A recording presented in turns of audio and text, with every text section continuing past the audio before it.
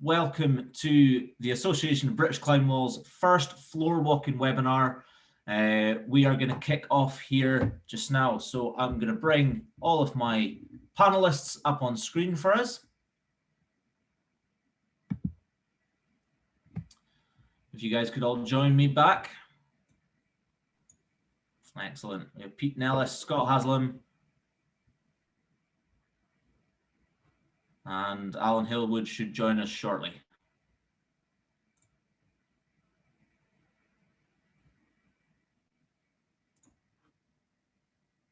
Excellent. Morning, everybody. Morning. Welcome to the first of the Association Great start, eh? Great start. The Association of British Climbing Walls floor walking webinar. This is the first one. Next week will be a repeat of this. So if you can't stick around for the whole thing this time, don't worry, you can catch up later. We are going to record this and send it out later as well. So there'll be plenty of opportunities for you all to catch up with things. This webinar is being supported by the Association of British Climbing Walls, the BMC, Mountaineering Scotland, Mountaineering Ireland. So yeah, all the big dogs are on this. This is a huge national event. Thank you to all the 300 people that have attended so far. Hopefully the other 100 that said they were going to come are going to be able to join us. But welcome. I hope you enjoy it. I hope you get a lot out of it. I am your host. I'm Robert McKenzie. I work for Mountaineering Scotland. I will be handing over to our panelists a little bit later on to run the webinar. We have our panelists Alan Halewood and Pete Nellist. Scott Haslam is going to do an introduction from the ABC as well. I will be back a little bit later on to moderate the question and answer sections. So every section that we've got, Pete Nellist is going to run the soft skills, followed by a question and answer hosted by myself. Al Halewood is going to do the hard skills section, followed by a question and answer. Our fantastic panelists for this webinar, we have got some legends for you. We've got Pete Nellist, mountaineering and climbing instructor based in Stirling, board member of the Association of British Climbing Walls, 10 years experience as a climbing wall manager, so he has been a long time in your shoes. Lots of experience to gain from here. He will be hosting the soft skills segment, so the morning segment of this, followed by Alan Halewood, winter mountaineering climbing instructor based in Fort William. He is technical advisor to loads of climbing walls out there. He's been manager of 2 climbing walls. He provides technical assistance to the Association of British Climbing Walls Training Trust, among loads of other titles. He provides lots of courses out there, so he has got a huge wealth of experience. Hopefully you guys learn a lot from him as well during his hard skills segment this afternoon. Let me just show you the layout of today, what it's going to look like. Okay. This is our plan for the day. We're going to go through a short introduction. Myself and Scott Haslam are going to do a short introduction, short background, followed by the soft skills presentation by Pete Nellist. After Pete has finished with his presentation, I'll join you back for the question and answer section. We're going to have a break then till 12 o'clock, let you guys get some food, get some drinks, and we will be back bang on 12 o'clock for Alan Halewood's hard skills presentation. And once Al's gone through, we'll have a question and answer followed by a summary, and we'll leave that as long as we need to.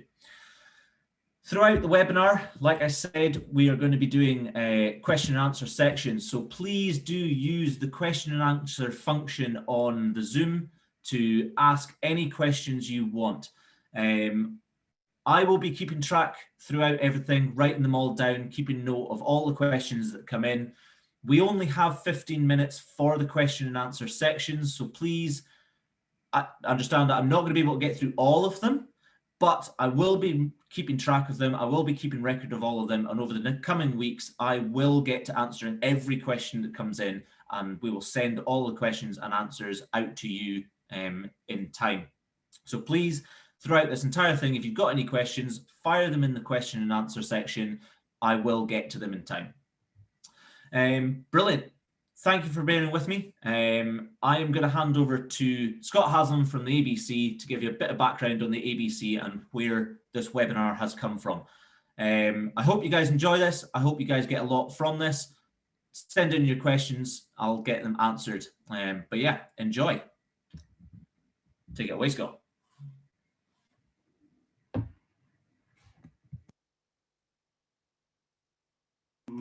Morning all. Can you all see my screen? Yes, we can. Can you see my slides, yeah?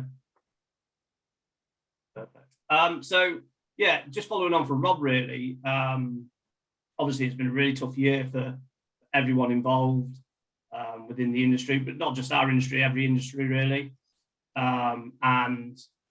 We've opened, we've closed, we've opened, we've closed. And along with all that, we thought that it was really important that we try and provide our members and also climb instructors alike some knowledge and skills. So when we actually do open again, we're up to speed. And that's what Al and Pete are going to do for you.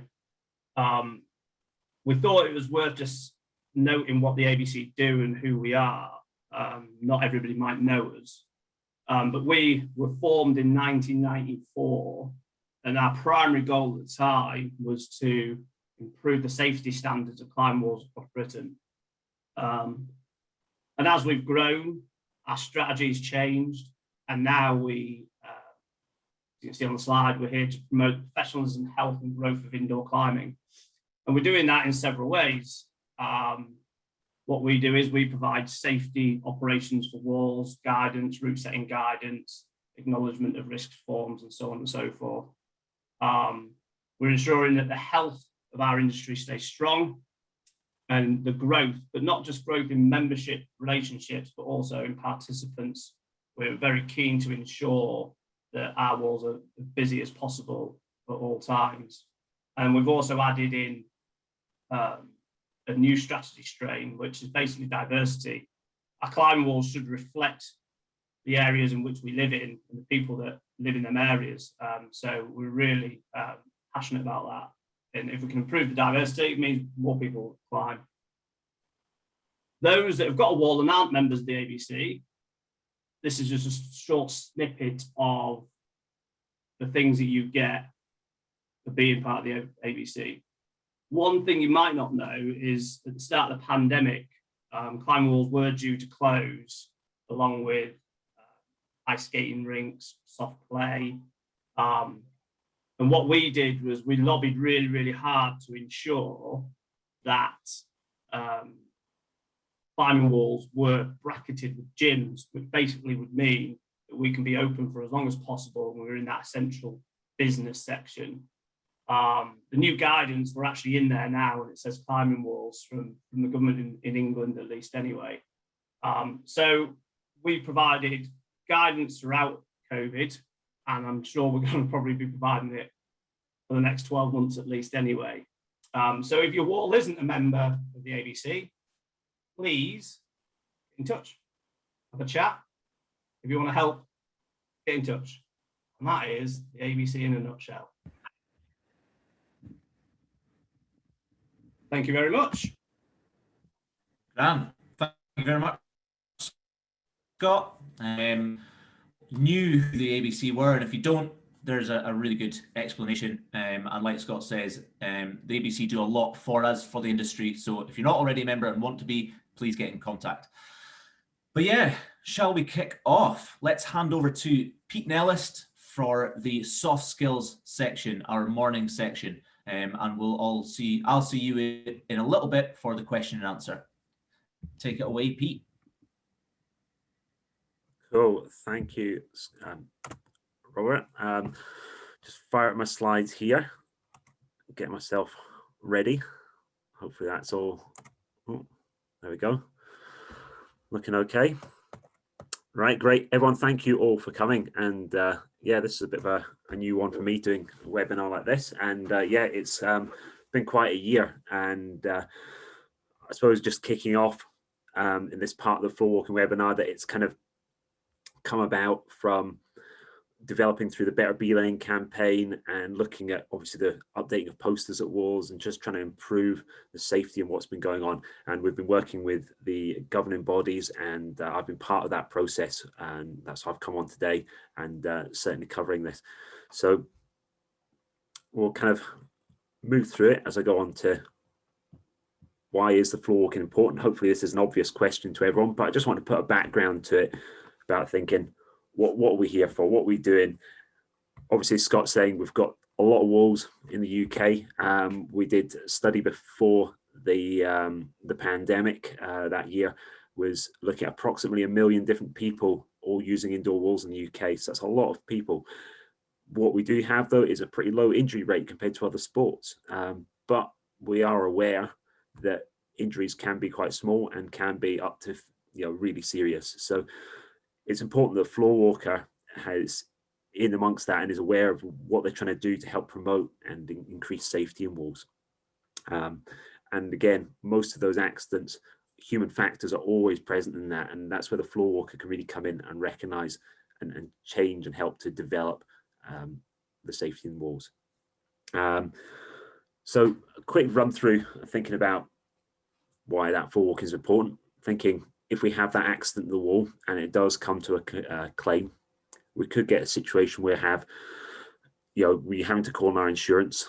Obviously, the claims and the payout happens. It's going to put up that wall's premiums. It's going to potentially put up all walls' premiums if we have more accidents coming. It's not great for our industry. It means that's going to knock onto the customers. Customers are going to have to pay more to come into our walls because we're going to have to cover the cost of that insurance.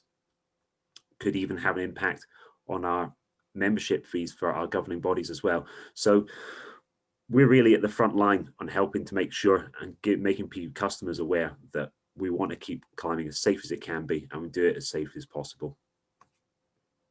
And that makes it's really about a preemptive action. Obviously, we rehearse our rescues and rehearse how we're going to do things.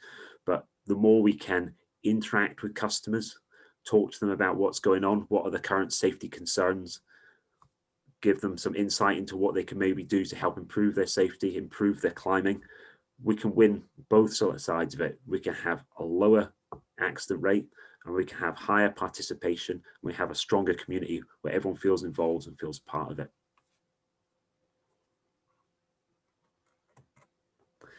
Cool. So it's a simple model I've taken. Here we go, of how we've got a safety system developing and as a learning model. So think about those operating procedures that you read, or the risk assessments, the staff handbooks, and they're all created in the planning part. This is telling you what your job is as a floor walker. This is telling you how you're going to do your job. The floor walker obviously is moving around the climbing center, intervening where they need to, chatting to customers, even performing a rescue. And from those interactions, we're hopefully going to develop some incident reports. We're going to report our issues. We're going to speak to our management about what are the problems we're finding. That's where we can act. That's where we can learn from all those things we're taking in, review our performance, see what's happened, and then that can push into how we can develop our safety. Okay, so remember, it's important not just to floor walk, but to report what you're happening and what you're seeing and what's going on. I'm going to just give a little bit on the definitions of what we're talking about. So I want to make sure that we understand as we're going into it, what are the different levels of accidents and incidents we can have happening.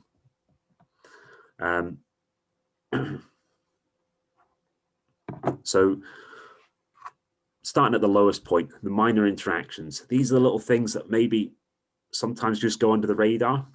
They've obviously been losing my speech as well. So sometimes they could be described as lemons. This is a theory that's, that some people use and some people might have heard of. So these minor interactions could be the small behaviors that just contribute to the possibility of something more happening. It might be that just chatting to your mates while you're tying in, something that's just taking your mind away from the point at hand of what you're doing.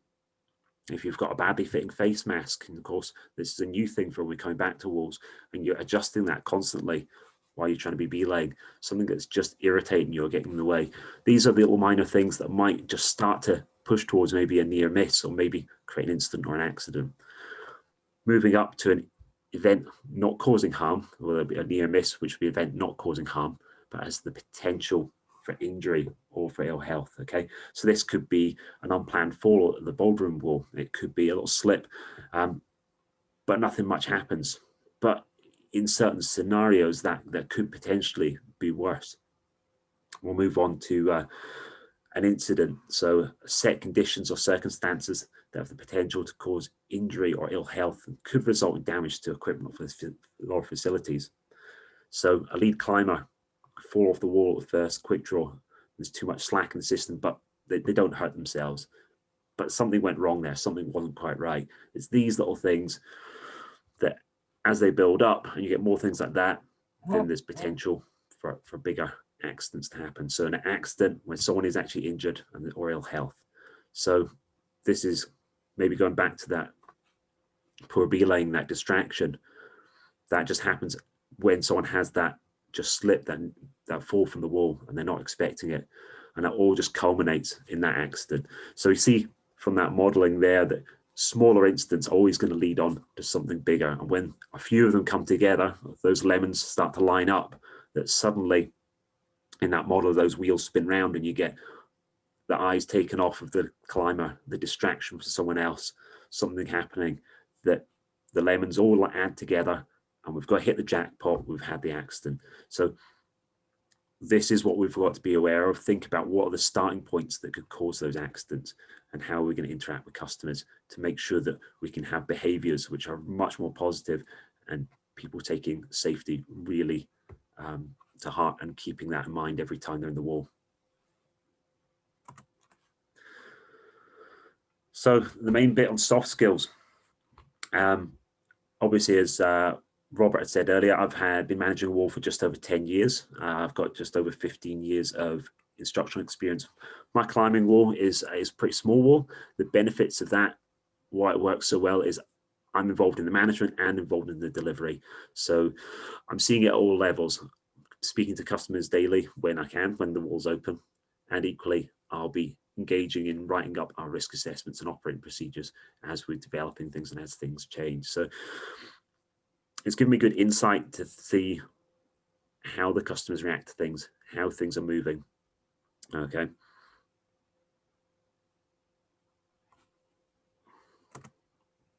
Right, so the soft skills, this whole morning part is really going to be about how we're going to speak to customers, okay? How we're going to maybe make them approach something so that we're going to get the right outcome that we're looking for. How are we going to enact change if something's not quite the way we want it? So soft skills is an interesting one to define because I think it's kind of different across the board. And depends what industry we're looking at. So Wikipedia definition here are soft skills are a combination of people skills, social skills, communication skills, character or personality traits, attitudes, mindsets, career attributes, social intelligence, and emotional intelligence. Really, it's about how we act. So I've just listed a few of those on there and thinking really that the list does go on, okay? And they are constantly developing. Your soft skills aren't fixed. It's also quite a cyclic process in that I felt when I was researching for this that there wasn't a starting point that you need to have this, then you build up to this. You always layer on new skills and develop it so that you become more complete, you have more tools to use. And when you engage with people, you're looking for more things. It's really important as well that as a floor walker, you're using your soft skills and you're developing your soft skills. And to develop it, it's really good to have that self-reflection on when you do have interactions with customers, whether it went well or didn't go so well. Think about what you got out of it, how it worked. Could you have done something different next time? Equally, if you've got some really experienced instructors to work with, taking that time to shadow them and ask them what they were looking for, what went for them, what didn't go for them, and how that works. Okay, I've certainly had a few chats with different instructors leading up to this, and we found some really good common themes about some of the situations they got in and the way we deal with things. So that's what I'm trying to put across today and give you guys some insight and hopefully give you some good tidbits on what to look out for and how you're going to develop your floor walking in the future and being as effective as you possibly can.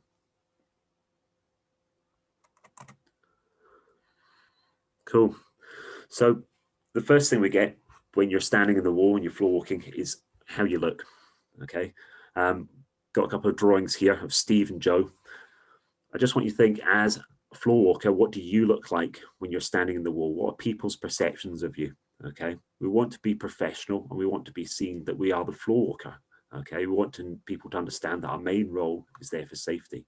You want to be recognizable. So having some sort of staff uniform is really important and make it clear that you're there and you're working for the wall. People want to know who you are. So either you're going to wear a name badge, or maybe you're just going to be really good at coming in and say, hey, hi, my name's Pete. I'm the floor walker today. How are you guys doing? Have you come in before? Have you checked out this bit over here? Oh, by the way, watch out. There's some route setting going on the back lines there. So maybe you want to stick to this part of the wall where there'll be some good routes. Okay, so that sort of introduction, that chatting to people, it's really important. Make sure you're properly equipped. Okay, you want your harness to have what it needs to have on it, but not too much. You don't want to put people off with what you've got. Okay, and be tidy. Okay, so we've got this nice example. Steve's looking quite confident in his position there, but equally, does he look as approachable as maybe Joe, who looks maybe, I think, a bit more approachable? The bit about being neat. Joe's harness is looking a little bit squint. Make sure what you've got, you're looking correct. Okay.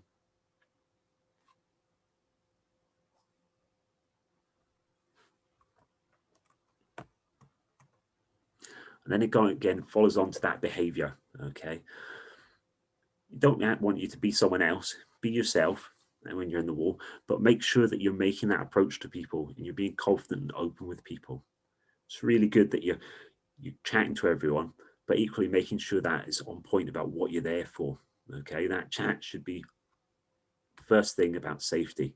Chat to people about what's going on. Okay, make sure that if there's a point in your wall where most people have to come through at the start, a good bottleneck point, that you're there at that point, that you can catch everyone before they're coming into the wall. That's great if you can do that.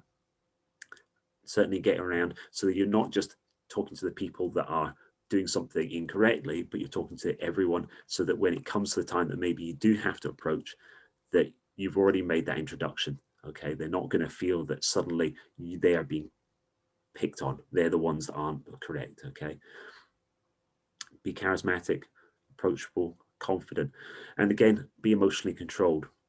We're all super keen to get climbing, and we love it, our sport, because it is one of those things, those lifestyle sports that I'm certainly fully engaged in and really enjoy being in the climbing wall. And it's the community where a lot of my friends are. If I see something going wrong, or I see something that I think is unsafe, especially something that I've seen before and I've seen people be hurt, then there's going to be an emotional reaction inside me. But if I'm jumping in there and getting upset with people, it's not really going to help them, and it's going to help them put up walls against that, because they're going to be like, whoa, this guy's right in my face, I'm not liking it. Okay, so try and control it, understand the situation, go in there and be objective about what the problem is. And that's a really key point about being aware of how you're saying something. Other point down the list is don't be that distraction. I was certainly very keen chatting to all my regulars at the wall. I love to go around, chat to friends, but speaking to them while they're in the middle of a climb, speaking to them while they're belaying, it's not really putting the right impression, is it? So make sure you're making time to speak to those people, but doing it at the correct time. There's a great phrase that was passed on to me here by another floor walker, and I really liked it. So the ambient enforcer, what is that? So I want you to think about that interaction you're having around with your friends and people at the wall, or the customers, and think about how you're engaging everyone. And it will come to the point that because people are used to seeing you there, they know that you're there for safety. Okay, so you're going to have that ambience about you, creating that kind of almost aura that people are going to think, oh, there's Pete again. Oh, wait, Pete was pointing out about the buddy checking, making sure I'm doing that. And so you're creating that attitude so that even people coming to the wall that haven't met you before, they're seeing the way that all the other people are reacting and behaving, and they're going to take on those habits. And that's what we're really trying to do. So it's not a quick process, and we need to keep pushing at it and keep reinforcing the same things each day. But we can create an environment where all the users feel that they're part of that safety team, and equally they're going to feel more confident in approaching you and bringing up issues, so that you're getting much more out of it and you're getting that feedback from the customers, and hopefully you're going to have a much safer wall because of it. And finally, show by example. Because you're that floor walker, because you're taking off your work uniform at the end of the day and you're getting climbing, doesn't mean you should behave any differently. Okay, still follow those procedures, still make sure that you're showing that you're doing it by example. Okay, nothing worse than seeing you just distracting and just letting your guard down and doing a bit less than you did before. Okay, because people are still going to be watching you and saying, that's the guy that works at the wall and he doesn't seem to be doing quite what we were being told to do. Okay, make sure you're part of that team.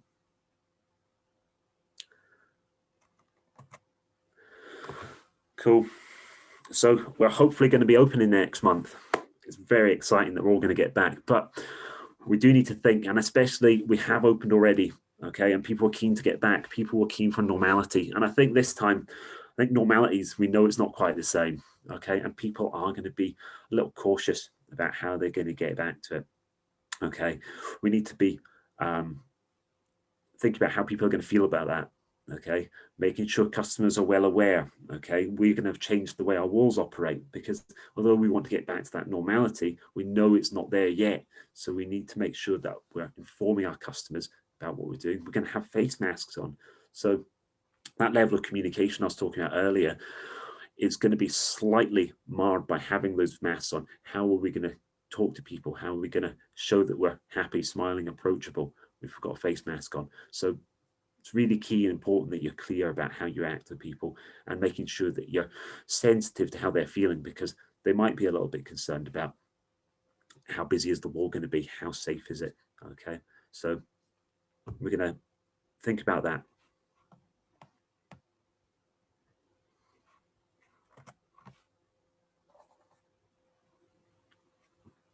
Great.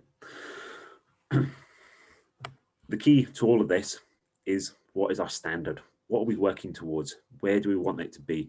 So we've got the traffic light system based on this graph here. I want you to think about the severity of what's happening. Okay, if you've got an issue, how far up that scale is it going to be? Is it something that's imminently going to hurt someone? Or is it something that we go, that just doesn't look right, but I can't see it being unsafe?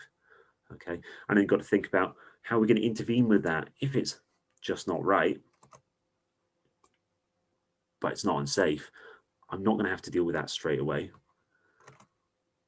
If some actions are unsafe occasionally, then I'm thinking, right, I'm going to have to up the speed at which we're going to get onto this, right the way up to actions that are more unsafe, but sometimes safe. And so we've got to really evaluate as a floor walker at which point we're intervening. And realistically, for when we talk about soft skills, a lot of them are going to be involved in the first part of this. When it comes to something that is going to be imminently unsafe to someone, we really have to just make sure and pull in those hard skills and go straight in and make it safe as quickly as possible. And afterwards, we maybe think about employing those soft skills to really help the people learn about what went wrong and how it went wrong, and how we're going to help coach them back in to doing things better in the next time. So think about that size of net that you're going to cast. What are we going to let through? What are we going to pick up on? Be consistent in that standard. So it's really key here that when you're working, that you understand and know your terms and conditions and your rules of your wall. Because if we're going to be talking to people about something that's gone wrong, if we get spamming off something that's not on the rule book, then it's just going to undermine what you're saying, isn't it? So be clear about that and make sure you're talking from that and you're being accurate. Take in the whole picture, okay? Making sure what you're seeing and everything, so that when you do approach, you've got the best idea of informed way of finding out what's going on and how we can help improve it, okay? And again, some of the key points I had from just speaking the last slide: make the customer safety conscious and make them part of that safety team. That's what we're talking about. We're trying to build that community and making sure that safety is always part of that. And again, just on the end here, think about what your limits are as a floor walker. What can you intervene with? What can't you intervene with? Is there too much going on? Or do we need to have some backup?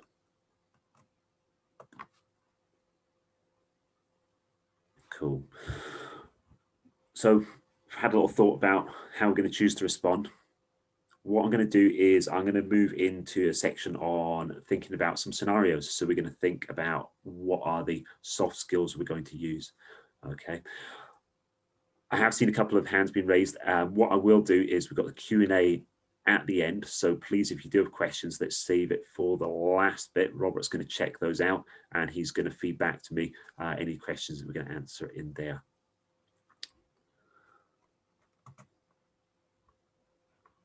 So scenarios, or what I want you guys to think about when you're watching this is we're going to think about what information we're looking to get from seeing a scenario.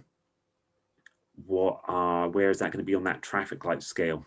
What's your response going to be? Can you adapt your response? Okay. Can we make a change? Is there just a hard line they've crossed that, you know, we're going to have to take action and they're not going to be able to continue to climb?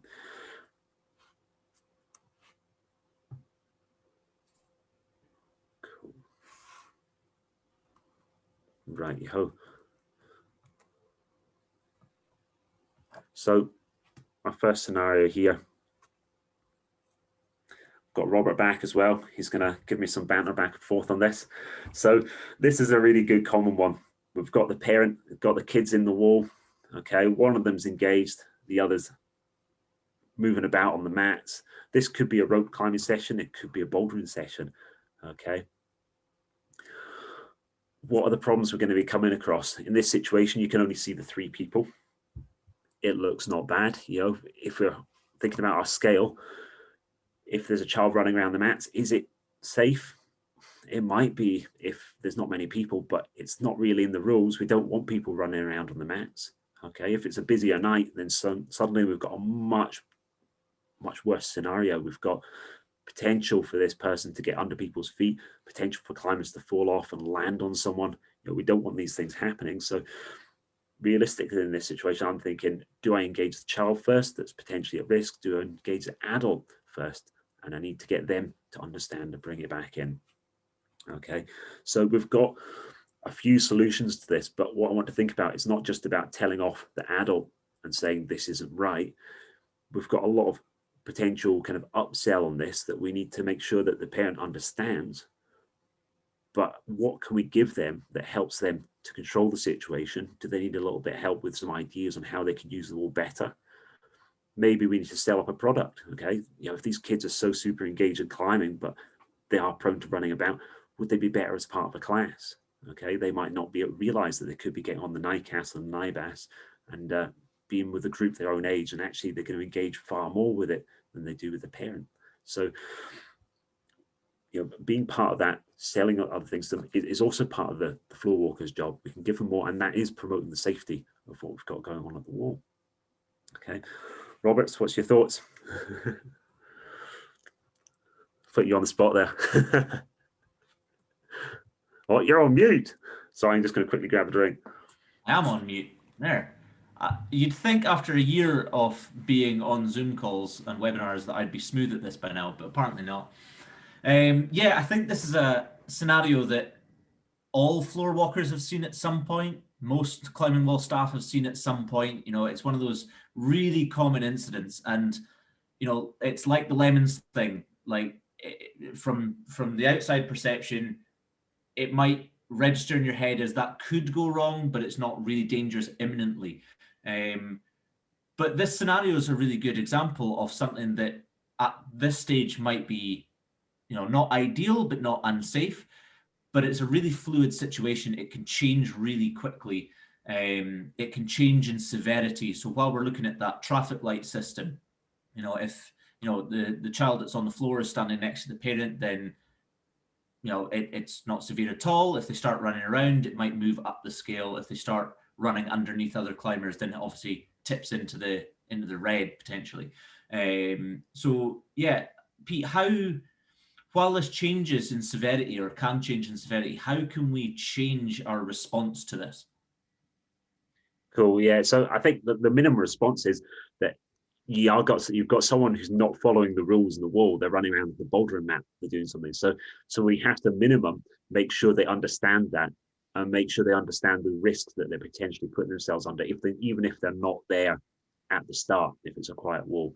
So the first thing I would think, oh, can I get this child engaged and maybe give them some more to do? So thinking, okay, I've got the time, I've got the space, okay, get them on, say, hey, look, just let's have a little game of add-on here. Go and get on the wall and just engage them, put them on the wall.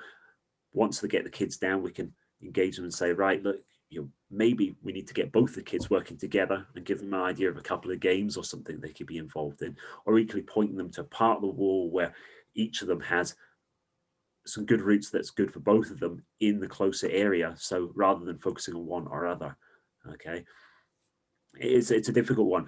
And then ranging up to that, if you've got just so busy that things can't be happening, you think you're going to have to inform the parent that you're going to have to make sure that you're in charge of both of them, that they're both safe. So would it maybe be better for one of them to sit down and have other form of entertainment, read a book or something in the cafe, but in sight, or is that going to happen? And again, think that around your wall, because that might work in some walls, but it might not work in others. Yeah, exactly. And I think this is potentially a situation that I think we saw quite a lot last year. We might see it again this year. If any of you out there work in bouldering only centres or have large bouldering areas, you might have spotted this. Let us know in the question and answer what your thoughts on this are, what your opinions on this are. If you've got any questions, please put them in the question and answer just now. But I think this is potentially something that we definitely saw a bit last year. We might see again with the soft play centres being closed and registration to bouldering walls being really accessible, rather easy for a newcomer to do the registration process and get access to. With the soft plays being closed, parents coming to bouldering centres, doing the registration and then letting their kids run riot. I definitely heard a few people from bouldering only centres saying that very thing. And that's the kind of thing where, it could potentially get really severe really quickly, because you've got a parent who isn't a climber, who doesn't have any experience in the hazards involved in bouldering. They've gone through the registration process, but you don't know how much they've taken in. So yeah, it's potentially one of those situations that can get really serious for everybody involved, and something that we need to be keeping an eye on quite closely just now anyway. Like we said, it can go from green to red really quickly with a child running around. So yeah, if you've got any opinions on this, or if you've seen this situation happening, let us know what your thoughts are. Put them in the question and answers. Let us know how you dealt with it as well, and it'd be good to kind of chat this through. Yeah, it's really good points, Robert. And I think, just think about, we've got a great potential for new customers coming in. We don't want to scare them off and think climbing walls are just for climbers. We want them to bring them in and them to be climbers, be part of that community. But equally, they might not know what they just don't know. They don't know about different classes they could be doing. They don't know about maybe the way the holds are set out in specific colors for routes. We've got to find that information out, okay? And getting that background of, hey, I've not seen you down here today. Is this your first time in here climbing like this? What would you normally do? Okay, where's your regular center? Finding that information, really kind of giving them that bit of the upsell, and equally making sure they feel that they're equipped to do what they want to do, and give them some good guidance. Great. Yeah. Let's have a look on the next one. So, challenging the alpha. Got a group of competent climbers. One is obviously the lead. Others are taking their lead from them. So we've got someone who's maybe passing on some information that they're thinking they know what they're talking about, but it's maybe not correct, or they're doing something that's incorrect, but it's directly influencing others. Remember, this could be a whole group of different people. This could be the person who's just done the first part of a lead to climb course and knows a bit. This could be, it could be a really strong climber at the center who's just got bad habits, but of course they've brought their young mate in who's just new to climbing, and they're showing them these habits. Could even be an instructor, okay? It's a tricky one. Whatever it is, you're walking in on a group of people, there's real a potential that someone's going to have their ego burst on this, depending on how we're doing it, okay? So it's really key in this that we're going to be objective about what the problem is, okay? do we need to take that person aside and speak to them individually? Or is it something we can turn into a bit of a group learning exercise and make a light heart of it? Okay. There's different ways of dealing with it, but you are going to get in there. You are going to get involved. We're going to have to sell it to them. So aligning a little bit with them, say, hey, how's it going? That's a different way you're doing that. I'm not really sure that it's the best practice. Can you talk me about why you're doing that? Get that bit of background about it. Well, it's a bit old hat doing it like that. Have you not seen it like this? This is a better way of doing it. Okay. And given that sell, think about features, advantages, or benefits. Okay. What are the features of what we're trying to improve, what they're trying to do instead? Okay. This is the better way to do it because of this. Okay. The advantages of doing it this way are that it's way easier. It's way safer. Why would you not do it this way? Go on.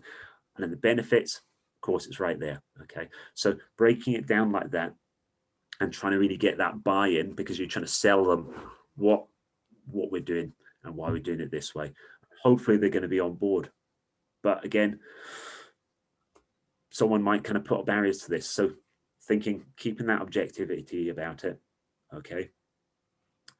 Understand what the limits are, what the line is. If they're doing something we think is just unsafe, and if that doesn't pass the competency check that you've got to come into the wall, then we need to let them know that. Okay. It does have the potential. This thing could go negative, and you're always going to come across this as a floor walker. There's always going to be that one person who's going to have a go at you, feel they know better. We need to deal with it. Don't apologize. Okay. Don't make excuses. Don't do anything. You're sticking to the rules. You know the rules of your wall. Okay. We're confident in that. I'm sorry you feel that way, but this is our rules. This is the way we operate. Okay. If they're still pushing at it, okay, escalate it. Is there a manager that can support you? If there's not, what I find is quite a good tack is just take down information. Say, look, I'm going to let you just take down your information. We'll have someone get back to you tomorrow. Okay. And we'll talk through this through. Okay. And often you'll find once you take down information, you call them back. I've had situations and they've actually reflected on it. They've gone home and gone, actually, I was just being a bit of a pain, wasn't I? And just giving that bit of time till they realize that it's your wall. It's not the outdoor crag. It's a managed environment. Okay. We're looking after it. And it's our job to do that and make them understand that that is what we're doing. And we've been there because we're trying to promote the safety of the wall. And we do need to conform to things which are specific to our wall. Maybe the other wall, they do something differently, but this is our wall and it's the way we need to do it. Cool. Robert, what's your thoughts? Yeah, I mean, it's like I said, it can be a really tricky situation. You don't know who you're going to come across, what experience they've got and how receptive they're going to be to you pulling them up, especially in front of people that they're there to teach. You're taking them from the alpha position and knocking them back a step potentially. So yeah, it's a tricky situation to come into, and it's like Pete said, it's really important that you are confident in what you're saying. You're confident in the rules of your climbing wall, and everybody has to stick to the rules of the climbing wall. You're confident in your skills, and that you approach it in the right way. And that you also approach it in the right way if they take it negatively. It might be a situation where you ask to take them to the side for a second just to have a quick word, because that could be a little bit more subtle to the people they're with. And then you can explain things to them. Hopefully it goes well. It might also be a situation where you can have a teaching opportunity with the whole group. If what they're doing is not best practice, not ideal practice, could potentially lead to an incident. So all those lemons that we were talking about, but not imminently dangerous. It might be worth saying, well, that's good, but can I show you an easier way to do this or a safer way to do this? And you're using it as an opportunity to upskill everybody. And it can come as a little bit of a softer blow, I suppose. But yeah, like Pete said, it's a tricky situation to come across, and you just have to be, confident in that you are the floor walker, you are the staff member of that wall. You know your skills, you're qualified in those skills, you know the rules of the climbing wall. So yeah. Yeah, I mean, done in a skilled way, you can get really good positive learning outcome from it. But equally, don't feel you've failed as a floor walker because it's gone negative. I think it's really important if you do have those negative experiences, then it's maybe good to just debrief with a manager or another member of staff and talk through what happened. It can help to strengthen that you've done all you could do, and that was the outcome. Okay, just sometimes you have these days. Sometimes someone's come in and they're just having a grump and they decide to take it out on you. It's not nice, but having that debrief can make you feel a lot better about it, and means you can walk out the shift and think, no, I did my job as well as I could. Yeah, cool. For sure. And there was, like you said, taking down someone's, if they do take it negatively and they're not very receptive to it, taking down a note of their contact, escalating it to a manager can be a really, really positive thing. I know there was a great example this year of someone who disagreed with one of the rules of the climbing wall, disagreed with what the staff member was telling them, and they actually ended up leaving the centre and cancelling their membership. But the manager then got in contact with them, discussed the situation, and that person came in a couple of days later and restarted their membership and has been coming back to the wall ever since, because they felt like a sort of valued member of the centre. So even taking that note and getting the manager to speak to them or whatever can be a really, really positive thing for the customer and just your climbing wall in general. Yeah, and maybe just giving it that little bit of time, because it can get quite heated when someone's kind of in the middle of their session. They're maybe not thinking as straight as they should be, and giving that time. Awesome. Should we move on to the next one? Yeah. Cool. So a few key points. This: are the regulars dangerous? So your regular climbers have been coming for years. Maybe they've got some techniques or ways they belay or do things that are just different. They're always climbing with the same people. They're good climbers, they seem to be. They're climbing good, pretty hard grades. Can you decide, are they safe or not? So this is a slide about the grey scale. This is the point when you're thinking on that graph, actually, I can't read where that is, okay? Because if you see someone who's a novice doing maybe that technique, and you're thinking, that looks really dangerous, but then you've seen this person effectively hold falls or do something, because they're used to it. So we've got to think, is it a good practice? Is it bad practice? Or is it just ugly practice? Okay, and this is where experience of watching and seeing other climbers doing things, we're going to then draw hopefully some conclusions. There's a few real key problems in this area that we've got to think about. Because we've got a regular, someone who's used to using the wall, there may be a little bit dumbed down in their sensitiveness to the safety. They're thinking, this is my regular wall. I'm climbing just the way I usually do. I'm in here 2 or 3 times a week. I'm doing the same old thing. They maybe are starting to forget some of their safety things. And we've got that slight kind of trap that they feel they're safer than they maybe are because they're just used to it. Whereas you think about that brand new climber who's coming in, who's still kind of wobbling halfway up the wall because they're like, wow, we're really high. This is dangerous. We'll fall off here.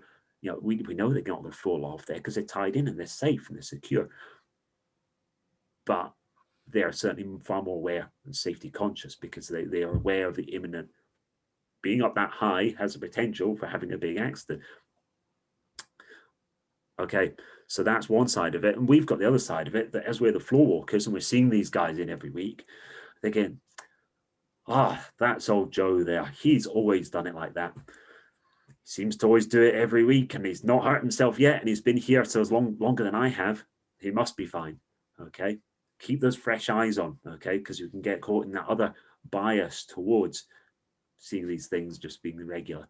Okay, think about what the limits of what they're doing. Okay, does it work because he's always climbing with that lighter person? Is he getting away with it because of that?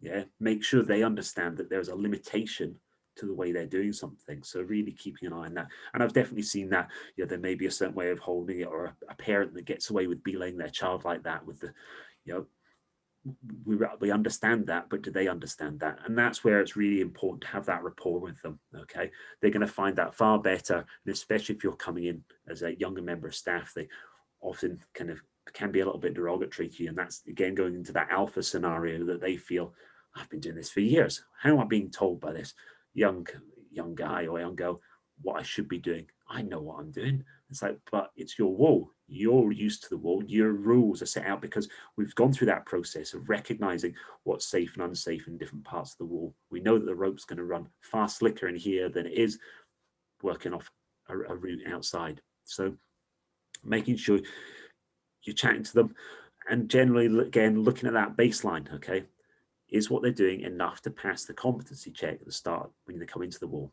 okay? If you're not feeling it's meeting that level, then we're going to have to ask questions and we're going to have to make some changes. Again, thinking about those changes, if we are going to get someone to change something, are they going to still be able to do it effectively, okay?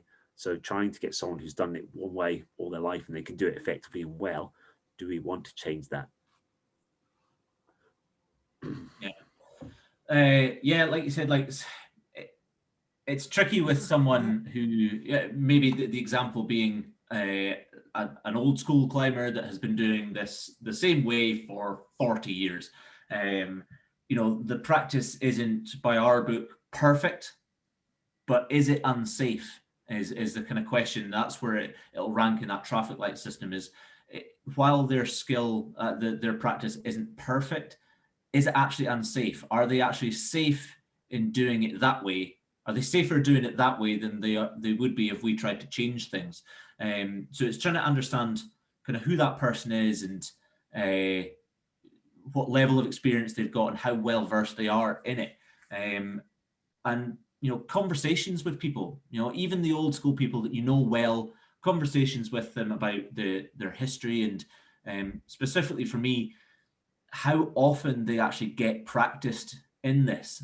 Someone, your example in the drawing here, someone belaying with their hands behind their back and everything, they might do that for the last 40 years, but if they haven't caught a fall in the last 20 years, do they actually know that their way is going to work if the situation occurs?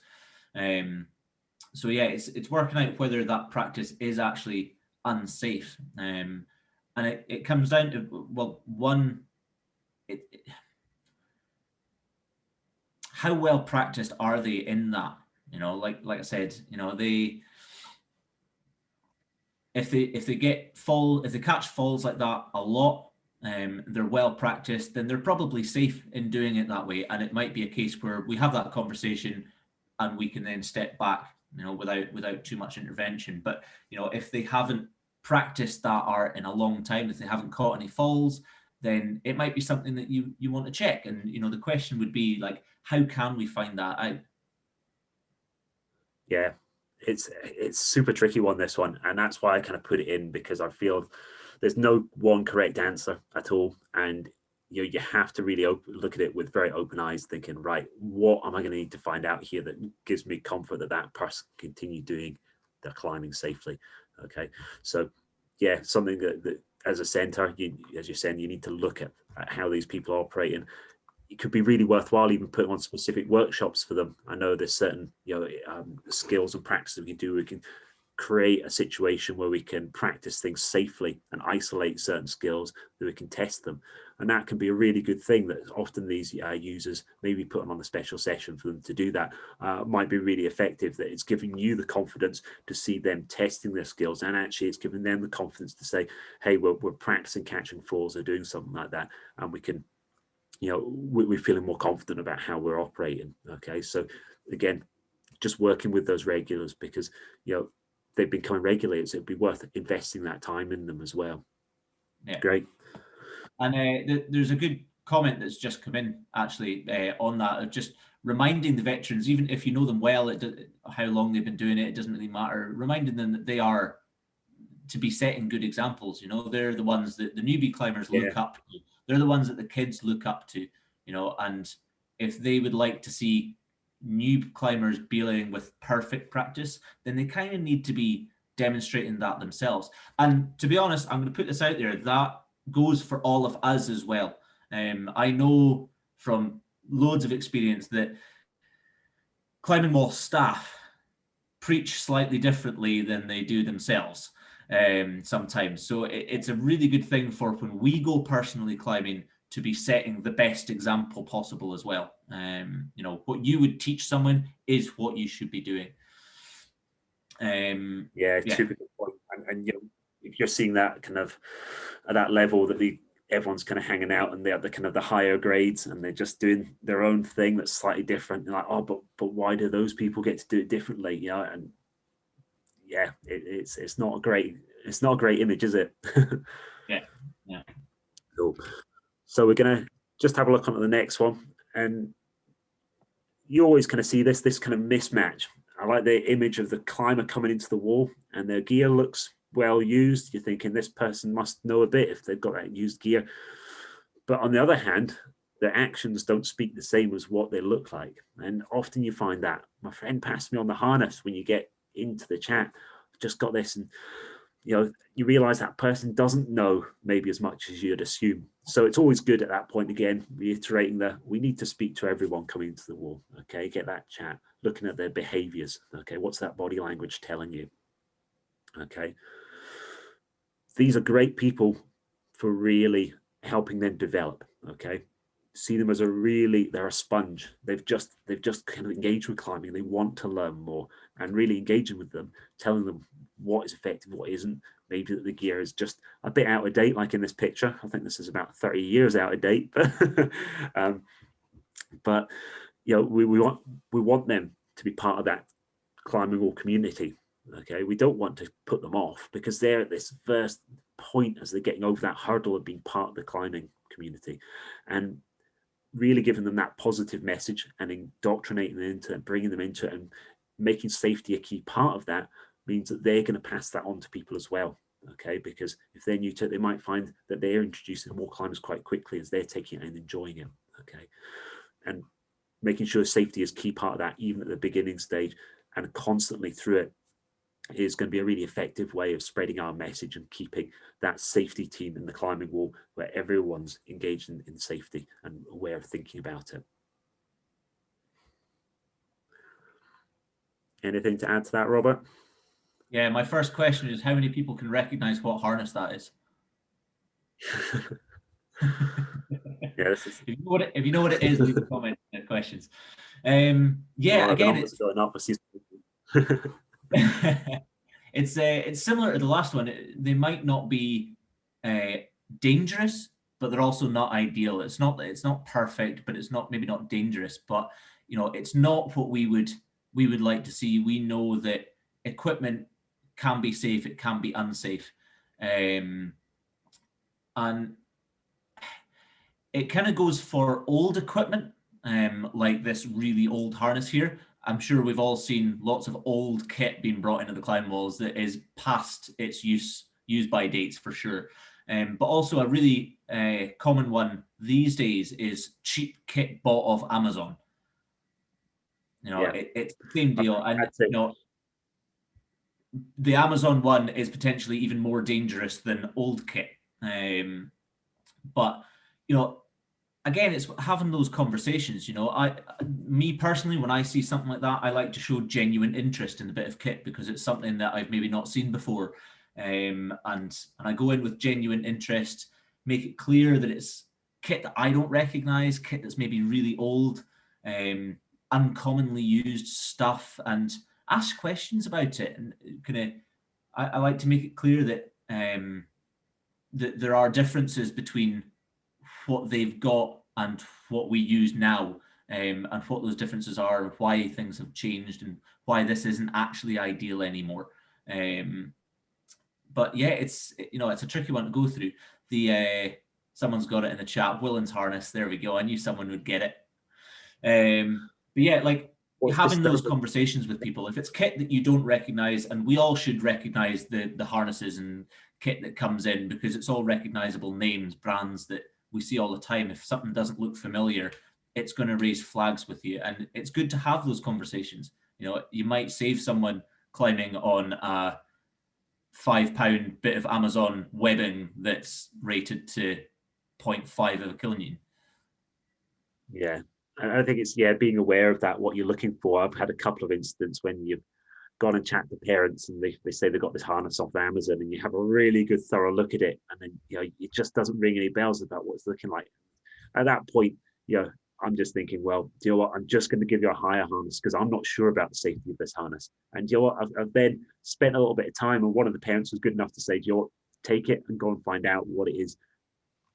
Had a good bit of research, and actually I remember messaging Al about it, and then we came to the conclusion that it was just total fake. Although they had stamped some numbers on it, which sounded like it should be a harness, we realized the testing center for it was somewhere that tested windows in Greece. It wasn't anything to do with climbing harnesses. So people are just copying numbers and making it look like it's authentic. So ask those questions, and like you say, you know, bring up some good stories. One of our old regulars likes to tell us how he basically thought he's never having children's again, and children again after taking a huge fall in the Willans harness and suffering the consequences. So these are great things. We can chat about them and make them understand that maybe having a nice comfortable modern harness isn't that expensive compared to other things, but it's going to be a hell of a lot more comfortable and enjoyable for your climbing session, and just giving them a higher harness if you just happy with that, just to enjoy the experience at the climbing wall, not suffer. Yeah, I don't think the worry with the Willans harness is that it's going to break. It's going to break you is the worry. Yeah. Cool. Yeah, there's a really interesting comment just come in here.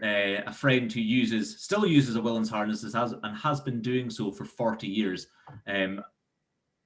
That's a tricky situation to come across, a friend that has been regularly using that harness. When do you tell them it's time to hang it up? Find out their birthday, chip in, and all put in a $5 and you get them a new harness and say, use this one. It's nice. Then they'll realize the light. New comfy harness that isn't going to impact your chances of having kids. Yeah, don't get sentimental about gear. Something I learned early on. Yeah, just because that's the harness you climb something in. It's just, it's a tool. It's got you there. It's helped out. A new one is always preferable. Great. Let's have a look at the so safety on that. Another interesting one. Busy night at the wall. So this is all about managing the area. Okay, it's less about specific people, and this is where the whole lemon theory, those little minor interactions with people, things going on. You can see it's looking busy. There's people walking around corners. There's people up the wall. There's groups in. Okay, there's the NICAS group doing the bit on skills. There's the regulars coming in. How are we going to deal with all this? Okay, it can get a bit overwhelming. Okay, and first of all, I think it's really important that we preempt it all. Okay, as a floor walker, we're coming in and we're making sure before our shift we know what's coming. Okay, if we know we've got 6 NICAS groups in, we know we're going to have an area for the 6 NICAS groups to be, where what they're going to be working on that night. Speak to the instructors. Okay, making sure they can keep the wall area clear for them. I know certainly my wall's small, but suddenly when it does hit 6 o'clock, boom, they're queuing, they're getting in, and the NICAS sessions are just finishing off. You can see everyone's dead eager to get started, but just informing those regulars and saying, you know what, these guys are going to be out here in the next 5 minutes because the session's about to finish. And suddenly they're like, oh, okay, well, cool, we can just wait and have a coffee for 5 minutes, and then we're going to get all the space we need. So that bit of information, passing on information and chatting to customers is really key and important. Okay, managing the areas. If a group needs to use a certain part of the wall for one task, let them have that part, but put a time limit on it and say, right, we'll get you guys there for this time. Speak to the instructors. Okay, make sure everyone can understand, and you work the area like that. You work around to make sure everyone knows what's happening and what's going on. Okay, and be that kind of key managing person around it. It can be really helpful and really useful. And again, everyone knows what they're getting. Okay. We talked about that, managing the area, but equally, I think it's important that we have some sort of communication as well between staff. Something that maybe we can make sure and raise awareness, but equally not put the fear of other people saying, oh, there's a guy over there, looks like he's about to drop someone. It's not going to be the best thing to hear. Okay. But even using that traffic light system, we could be saying, there's a bit of amber action over there. Pete, go and have a look, or even worse. But even some key phrases. So maybe having something worked out in your wall, so you've got some key lines that you can use and chat to your colleagues so they know immediately what you're talking about and that you maybe require assistance straight away. So, okay, something that's going to just overrule everything else. This can be really helpful to keep that management and making sure that incidents are going to be dealt with before anything becomes too much. Okay.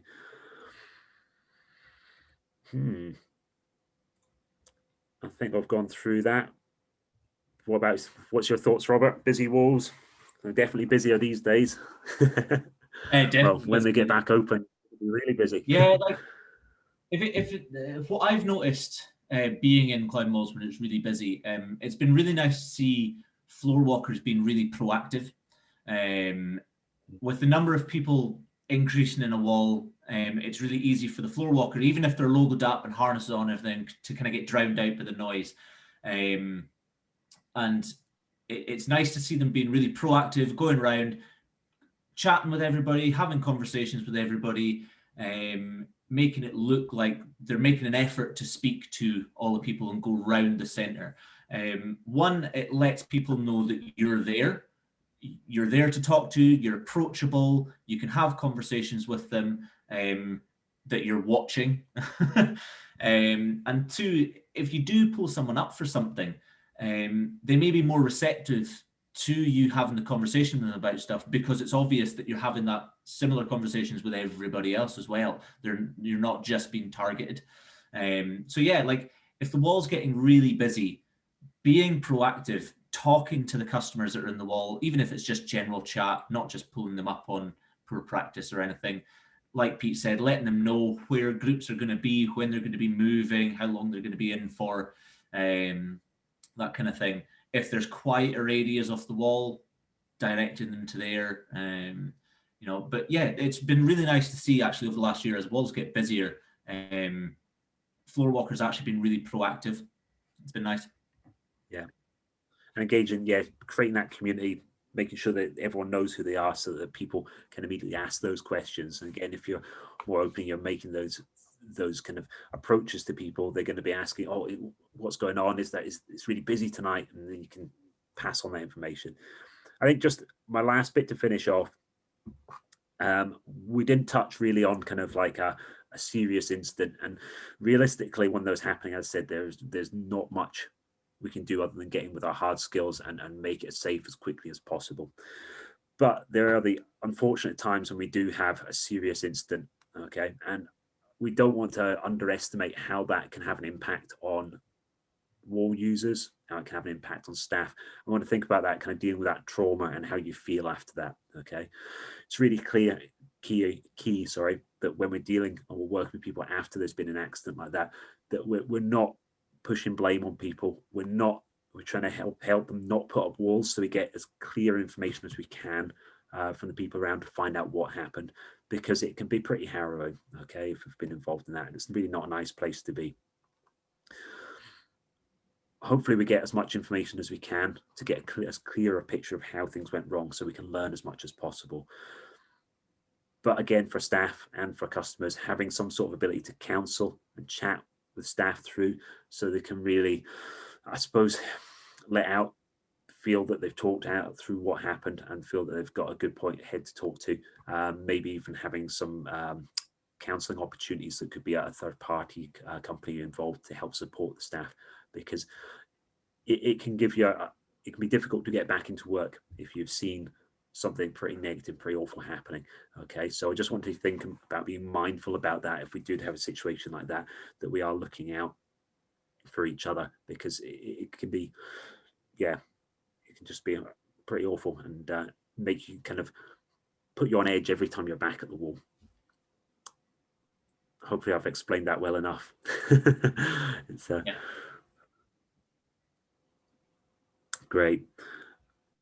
I think then we are just at the end of our scenarios. Hopefully that's given you a good round kind of feeling of all the different kind of examples of things you can have, and some of the ways we would consider to deal with it, ways we would approach people.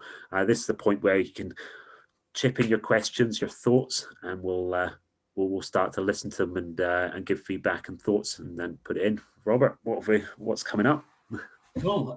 So if you can stop sharing your screen for a second, we'll bring Alan Halewood back in just for the question and answers. You might have some good opinions. Cool. Welcome back, Al. So yeah, just while we were talking about the kit, there was lots of questions came in around kit. Lots of questions around how would you approach experienced climber with very old harnesses that are potentially unsafe. Where was the question? I had it written down.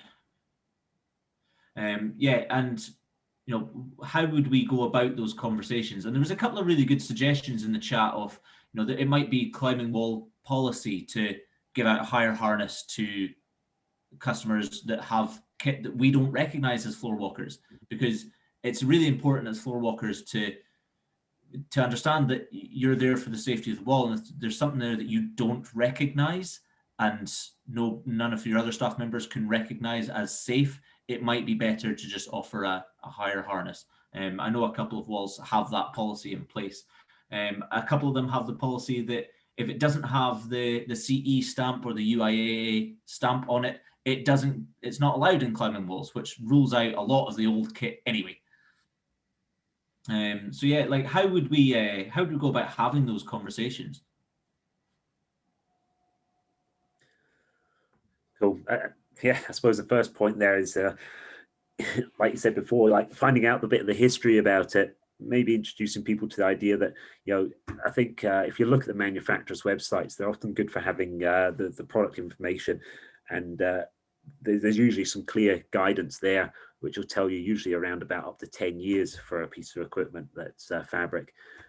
But using that as a good basis point to get people to start to understand that, this equipment does have a lifespan, okay, and it does need to come to an end at some point. Yeah. As I said before, don't be that sentimental about the gear, but referring to something like that is a really good place to start. Great thing about having phones, things with internet capabilities, we can quickly go and maybe check out what that harness manufacturer is, find out some good information that we can then come back to them and say, look, it does appear that the equipment manufacturers are looking at this much. That piece of equipment is pretty old. We can. Yeah. Al? Yeah, I think, further than that, the manufacturer's guidance is a really important place to start, because it does vary a lot between different brands now. We used to be able to kind of give a blanket number of years, but it's harder now. Paul Smith, who wrote Climbing Games, has produced a free kind of PDF summarizing a huge number of manufacturers' guidelines for hardware and software, which is floating around the outdoor world. One of the questions came from Alice Pink there, and I think she answered it nicely herself. I've previously offered them a higher harness to borrow for the session while we have a conversation about how old and used that harness is. Nick Crawshaw from Ratho has mentioned that they even have a pre-written out handout from their TA explaining exactly what the issue is. And to take away some of the confusion here, I think having those kind of scripts in place so that your staff have something to refer to makes things a bit simpler for the customer, in that they're going to get less variety in the opinions they're going to get from staff. So considering having something written or a script for staff to work to, explaining exactly what the centre policy is, why it's that way, and having access to things like manufacturer's guidance for common harness brands will make life a lot easier. I think the customers are justifiably confused if they get a variety of opinions and if they don't get clarity. But if we can make it homogenous across the staff team and refer to the manufacturer's own guidance, that's a good place to start with convincing customers. And this concept of if you have access to it in your facility, giving people a higher harness as an alternative means we're not even, you might well do it for free the first time. So we're not even charging you for this. We don't know the history of your harness. We have concerns about it. Can I offer you one of ours to use today?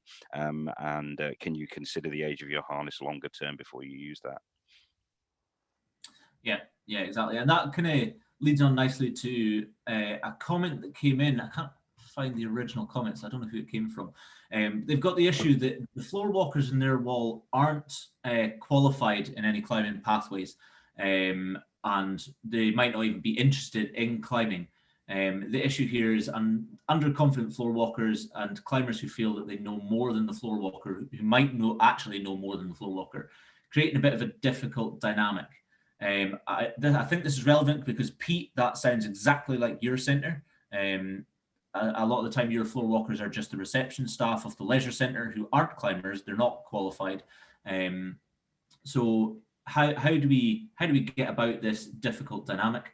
And like Al said, I think having those written things down, it's not a requirement for the floor walkers to absolutely know the in-depths of every situation and know the answers and know all the information. They just need to know what the wall's policy is on a situation, and having those pre-written notes feeds into that perfectly.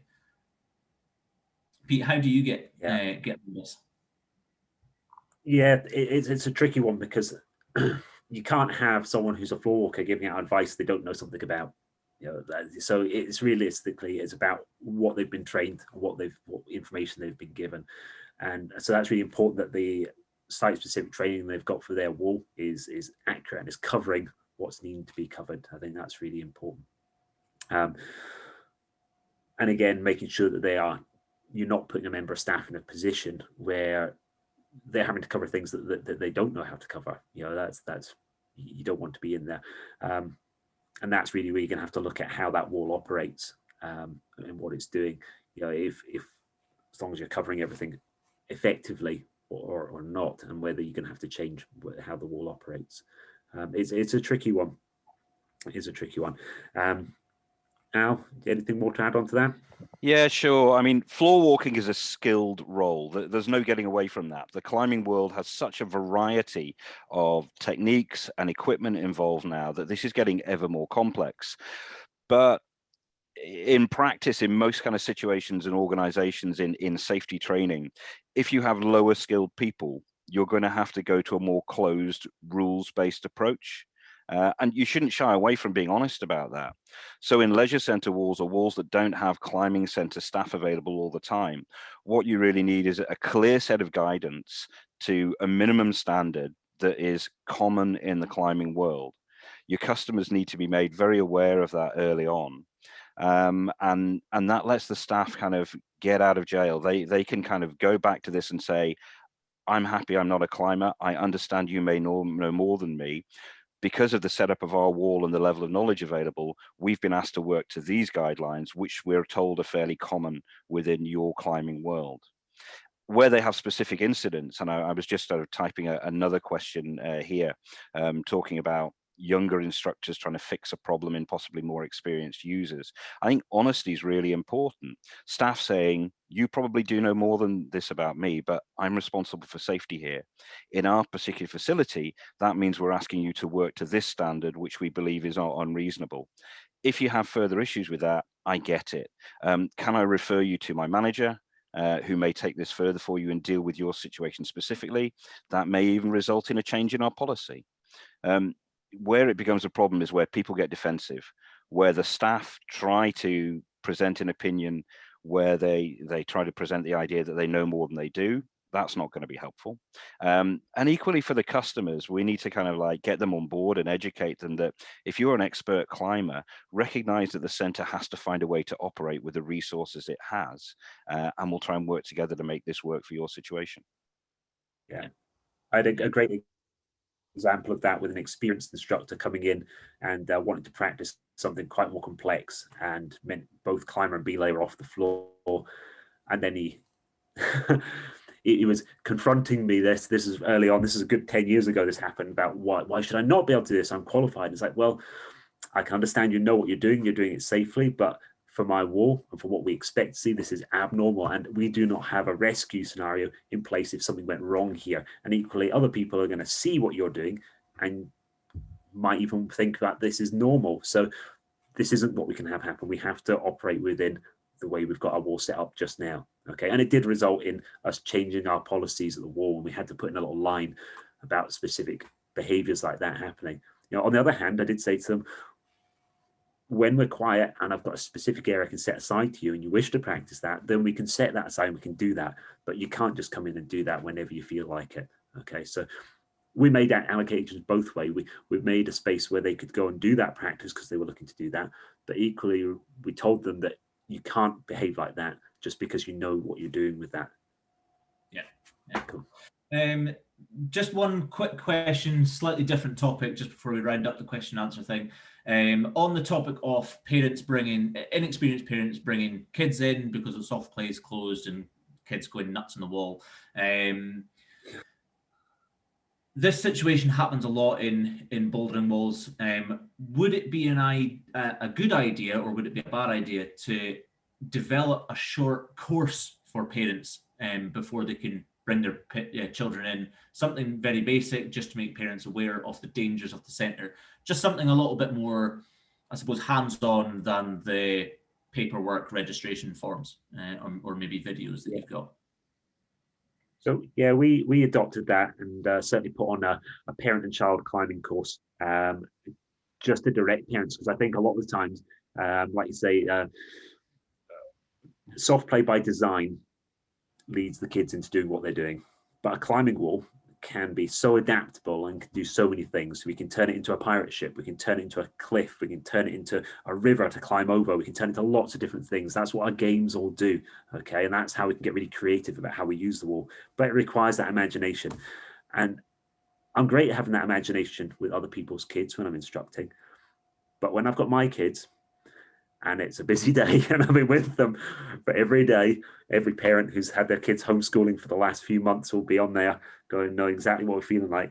Sometimes you just don't have that creativity, that mind to think outside the box. And having some training like that can be really useful about just giving that parent so much more about what they can do for that wall. And a few little props, maybe some bean bags or some bits of paper, some planes and things. You can make that climbing experience so much more interesting for the kids and give them some objectives and some challenges about why they're going to do something, not just let's climb the wall. Okay, let's go back down. Let's climb the wall again. Well, I can't climb that wall. We'll go back to that wall. We'll climb up it again. So giving them some objectivity and challenges about why they're doing it to really work their way around using the wall in different ways. And we can do that in a positive way and pulling on that instructor skill you have. And it's not selling off what your instructor courses are. What they're going to see is, wow, these instructors know so much that they can teach me these things. Actually, I really enjoy that. My kids will get a lot out of being with these instructors. In fact, could my kids just go and do an instructor course? In fact, why don't we not do the NICAS or the NIDAS course? Loads of little add-ons there. And this is the big sell up about what we can do as staff to help improve what's going on at our wall. And, you know, and again, that's the win-win situation. We're turning it around to have a really positive experience. Yeah. Yeah, no, completely agreed. Alan, anything to add before we round up? Yeah, just briefly, and it kind of follows on to the hard skills thing. Nothing we say here trumps the rules and the policies of your centre and your organisation. The one thing I've learned going around lots of different walls is that every wall is different. Your customer base, your situation, how many people you have in, the amount of space you have, who runs your wall, what external rules you have to work to if it's a council rule. These are all going to affect exactly what precautions you can take. The other thing that affects it is being very aware of the incidents and near misses in your walls. If such a things are a regular occurrence, you should have a way of capturing that information, and then you change something to deal with it.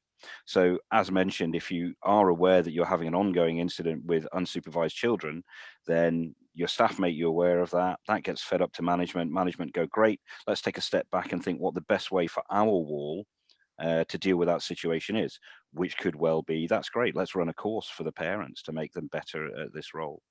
Does that make sense? Yeah, it does. Stuff.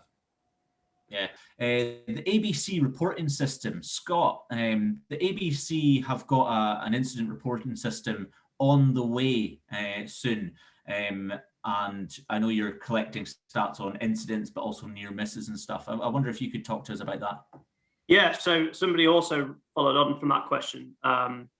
So firstly, what we recognise is that in the industry, we probably don't have the most up-to-date stats. The walls potentially do, but as a collective, we don't. And the stats for accidents and incidents, you know, I think Joby talked about them a bit later on what they are, so I won't go into too much, but they're very different things.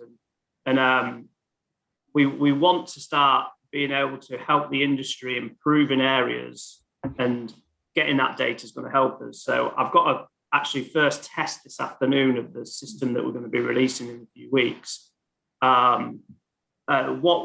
What it is each wall will have their own data, and you're going to be able to compare that to the national data as an average. So your stats will be up on your own page, and you'll be able to compare where your wall is with regards to the average of the country. And And then hopefully it'll give you some indication to where us as an industry need to improve. But secondly, how your wall could potentially improve and where you're getting some of your accidents, near misses or incidents. So all that data will be captured. The data is only as good as people put in there. So if people aren't putting it into the system, it's not going to yield as much information as we need. Somebody wrote, why don't we make it, why is it anonymized?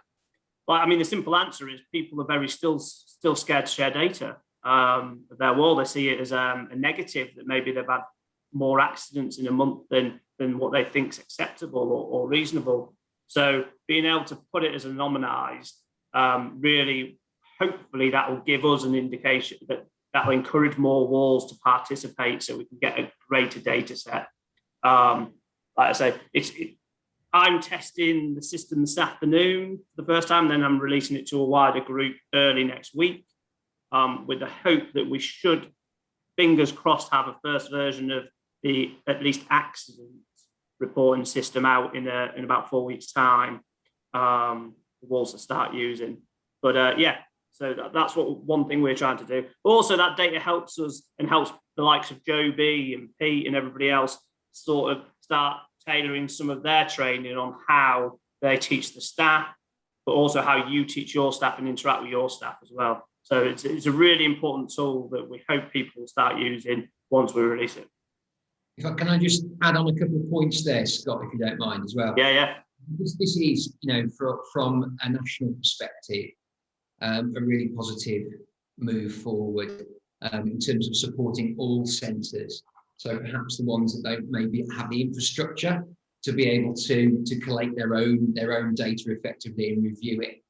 But it is worth noting that a lot of facilities out there do it really, really well. So we have ideas of these statistics that are out there, and certainly the stuff I'm going to allude to this afternoon is based on real incidents, accidents, near misses, all of the things that Pete's chatted about this morning. And I think there are also a couple of really innovative ways that information is going out there. But at the moment, it's on a sort of individual centre by centre or organisation by organisation basis. So I just think this is it's a positive time for this to happen, isn't it? From an ABC perspective, the fact that we know that, facilities will start to open within the next month or so. And also knowing what we know about what went on in the latter part of 2020. And again, I'll chat a little bit more about that this afternoon. This is a really, really good time to have that information and be sharing that information. Yeah, I completely agree, Joby. Completely agree. And somebody says, is it going to be a requirement to log all accidents as an ABC member? Yes. So if you're an approved member, you should be logging all your accidents as an approved member. We don't clamp down on that as much right now because the system that we've currently got is okay, but it doesn't do as much as we'd like. But going forward, what you'll get from this system is you'll only have to fill out one form is the hope, and that'll be the online form because it'll be sent back to you, and you can log on at any time and get your data and compare it month on month, compare it year on year, and all that sort of stuff. So there is going to be, hopefully, we won't need to start really enforcing it because people will take it up. Yeah, grand. So moving on, there was not a question, but a comment came in around the challenging the alpha topic. NICAS and squad kids seeing coaches lead climbing, coaches when they're not working or when they are working, lead climbing, biting the rope, making high clips, maybe bad behaviors that we wouldn't teach the NICAS kids. And I think that's a really important thing to just discuss is while we are floor walkers or while we work in climbing walls and we're looking out for people doing things safely, practicing safe practices, doing things as the climbing wall would like them to do, it's also really important for us to, when we're personally climbing, be following the same examples. Even if we're wearing this badge or not, we are there to set perfect examples. And we shouldn't be doing anything that we would expect people in a climbing wall to also not do. So I think it's a really important one to bring up. And I know that this is an issue in, I'm going to put this out there, most climbing walls. I know that I've seen this a lot. Staff members in climbing walls who don't practice what they preach. And that's a really important thing, is I think that we should all be absolutely practicing what we preach when it comes to good practice. Yeah, and if I can just chip in there, Rob, just I can't sort of reiterate enough what you're saying there. This isn't something that happens in every facility, with differing levels of seriousness, I guess. But certainly in the last couple of years, I've experienced the exact example that the person that's asked the question is quoted, really. That you know, experienced, qualified staff that are dealing with the squad kids, dealing with the academy, dealing with NICAS 4 or 5, that certainly the young people look up to. They go and get changed in the locker room, put their own kit on, take the staff tops off, and then all sorts of strange practices start coming through. And I think linking it into Pete's chat this morning, is actually the things I'm most concerned about are those little minor things that are going on all the time. The big things are obvious. The big things hopefully would be nipped in the bud. And an example that I've dealt with for years and years and years is staff lowering each other really, really quickly in front of their groups. And it's a minor thing, isn't it? You know, on its own, is it going to cause a problem? Probably not. But actually, over time, the young people see that then transfers to their session, and then a near miss happens.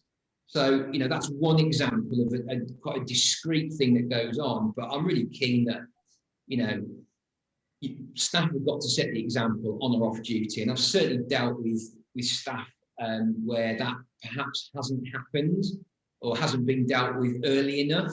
And it can all get quite unpleasant, really, in terms of internal politics in walls.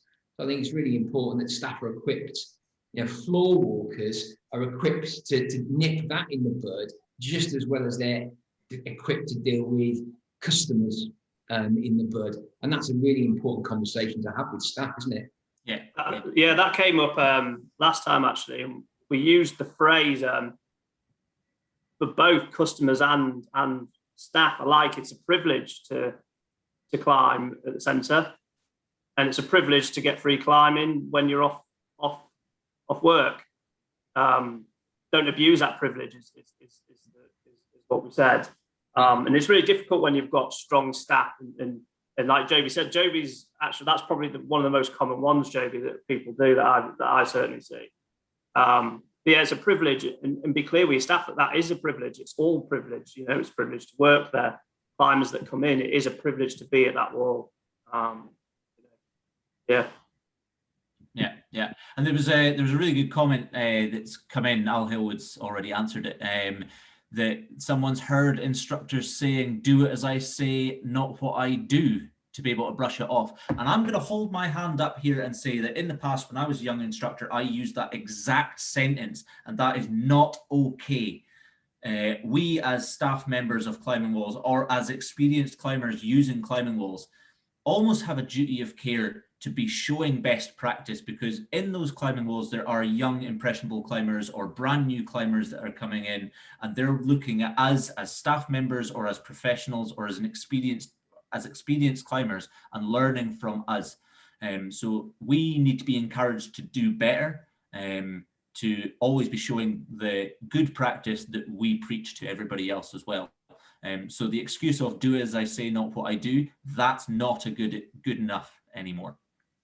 I think a good classic one there is working with some of the young kids working on NICAS classes, and you know, and just at one point maybe you come in to help out and you're going to give them a belay, and you set your belay device up, and for me as an instructor to then show the child, "Look, I've set up correctly, you're happy with that," and then the kid look back at you with this kind of dumbstruck face, like, "Why are you asking to be checked? You're an instructor." And it's like, well, this is the whole point.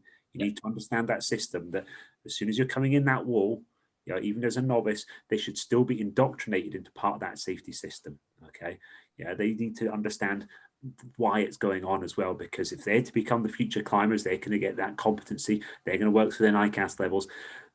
They need to see that everyone does it. You know, there's no exemption because it says instructor in front of your name. Okay, we've all got to do it. Yeah, great. Can I pull out one of the other questions there, Rob? Sorry, it just links into this. It seems to be a good fusion. Yep, we'll go for it.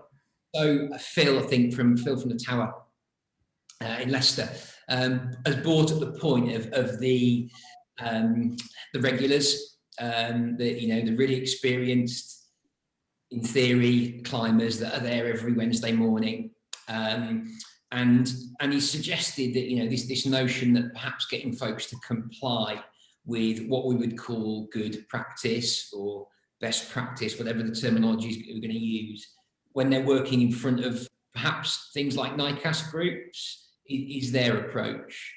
And then having that decision-making ability to perhaps then turn a blind eye when they're not being put on a pedestal, on an example. And I think I've just responded to that in the chat. That's a massive judgment, isn't it, that floor walkers are taking upon them if they're making that decision. Is that safe enough? It might not look like best practice, but are we comfortable that they operate like that in our facility? And it might be that actually, really experienced and current floor walkers perhaps have got the ability to make that decision. But what about the leisure centre climbing wall? Perhaps where the reception staff have had some training to be able to run the wall correctly, or run the wall correctly and safely.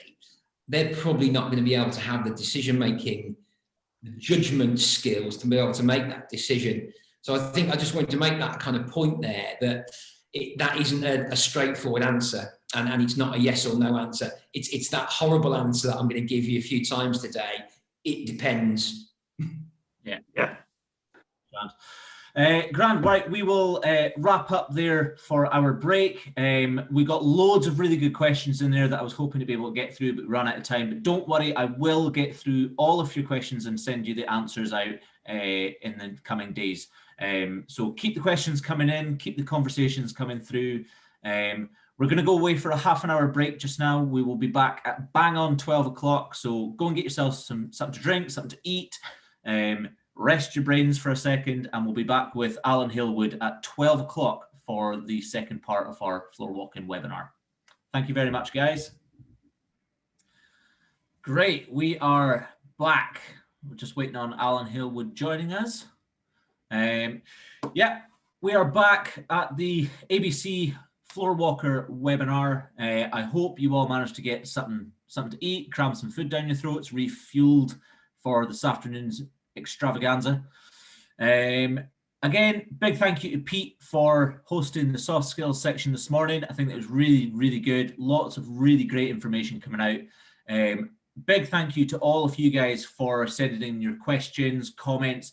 Some really good conversation going on in the chat there, and it's really positive to see that everybody's thinking kind of the same things, they're experiencing the same issues, and being able to chat through the solutions together. It's a really positive thing to see in the chat. So please, this afternoon, keep it coming, keep your questions coming, keep your comments coming. Like I said, we will be, I will be keeping track of all of the questions that come in. If I don't get to them at the question and answer section at the end, I will answer them over the next couple of days and send all of the questions and answers to everybody that's attended today. So if your question doesn't get answered, don't worry, I will get to it. So yeah, thank you to everybody. Keep them coming. But here we go for this afternoon's segment. We are going to be dropping in with Alan Halewood for the hard skills. Alan, take it away, buddy.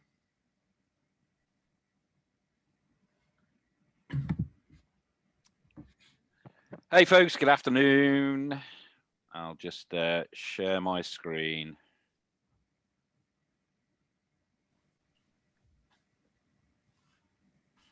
Rob, can you just give me a thumbs up to show me that you can see my first slide? Thanks very much. Okay, to round off a couple of things from this morning, people were asking about the handout that I mentioned that Paul Smith, who wrote Climbing Games and Coaching Adventure Sports, has created. I had a chat with Paul over lunch, and he's happy for it to be shared widely.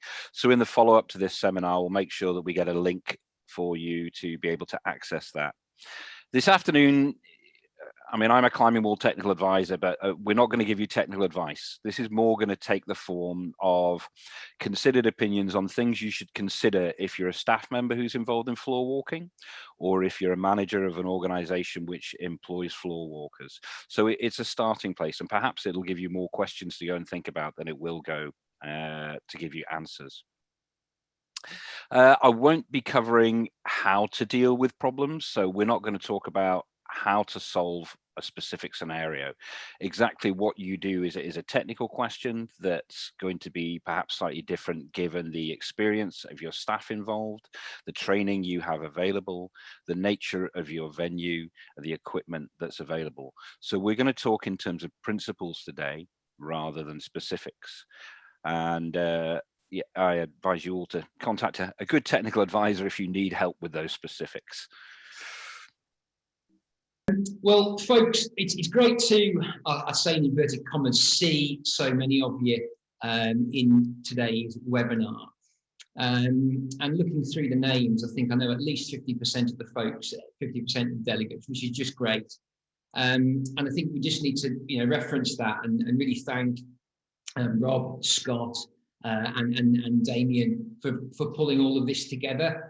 And I think you'll all agree getting this many folks together for a real life workshop in a climbing wall somewhere in the UK would probably be an impossibility, certainly with the numbers that we've got here. So, that's a really good thing, isn't it? That's a real kind of bonus of these online workshops. And I actually think the information that we're getting across to you is perhaps even more effectively done so through this kind of medium. So workshop number 2 then. And first of all, I suppose there's a little bit of a health warning. This is an online webinar, isn't it? It's an online webinar, it's an online workshop. And it definitely doesn't take the place of a practical, hands-on workshop with a suitably experienced individual. And that suitably experienced individual, could be your climbing facilities technical expert or technical advisor, and a little bit more on that terminology in a moment. Or it might be a general staff workshop with your senior instructor or your head coach or whatever it might be, depending on what your facility actually does, what kind of facility it is. And I'm going to come on to the term skills fade, and I'm going to mention it a number of times. It's already been mentioned a number of times this morning, and I think it'll be a term that we're all kind of familiar with. And no one's exempt from that, are they? People have had a funny year with being working, not working, climbing walls open, climbing walls closing, and particularly the start of this year, which I'll come on to a little bit later on in my presentation. We need to be conscious that folks will need refreshing. And like I say, I'll remind you of that a little bit later on in the presentation. So myself and Al have put this presentation together for the second part of this workshop. And I would just sort of allude that a number of eyes have been over this presentation. So at least half a dozen people have been able to contribute and comment. So it isn't just our opinions. It's a collective approach from all the folks that you see on the panel and the panelists today. It's all of our thoughts on this kind of topic area. But not to be forgotten that it should be followed up, ideally, with some sort of practical input. What we're not going to do this morning is worry about screwing up carabiners, tying off belay devices, performing short rope rescues. We'll use some examples, but those are things you need practical hands-on support and practice with.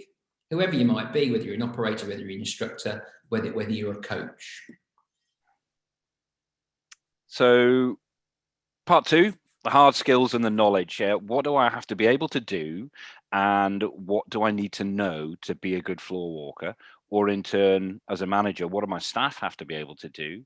And what do they have to know to do their job appropriately? And I know there are technical advisors out there watching this as well. And it's what might I have to train, or what do I have to advise walls on for them to have floor walkers who are good at their job? I've done the job Yeah, I've been there. I've been down on the front line. My first sort of job in the outdoor industry was working at Glasgow Climbing Centre. Hi, Rob. I know the current manager is listening in, and so some of his staff at the moment. And it is one of the toughest jobs that you'll ever do in the outdoor world. You're dealing with a wide range of customers in a complex situation. So I do empathise with everybody who still does this job on a regular basis.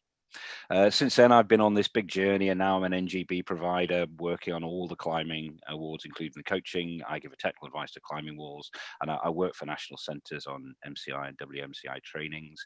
I'm involved with NICAS and NIBAS with the coaching team and the TA team, and so on and so forth. But the content of these slides isn't only my opinion. Joby Davis, who's running next week's afternoon session, made up the slides, and then we all went through them together. So they've had quite a few very experienced eyes looking at them, coming from different positions. So Rob introduced me and a little bit of background of myself. And he mentioned qualifications and things, which is one thing, isn't it? You know, I'm a winter mountaineering climbing instructor. I'm also a development coach, but that's perhaps one element that demonstrates my competence, you know, perhaps currency as well. But it's worth just mentioning some of the other bits and pieces that I'm involved in to sort of give you reassurance that the information that I'm giving you and I'm passing on this morning is very current and on point.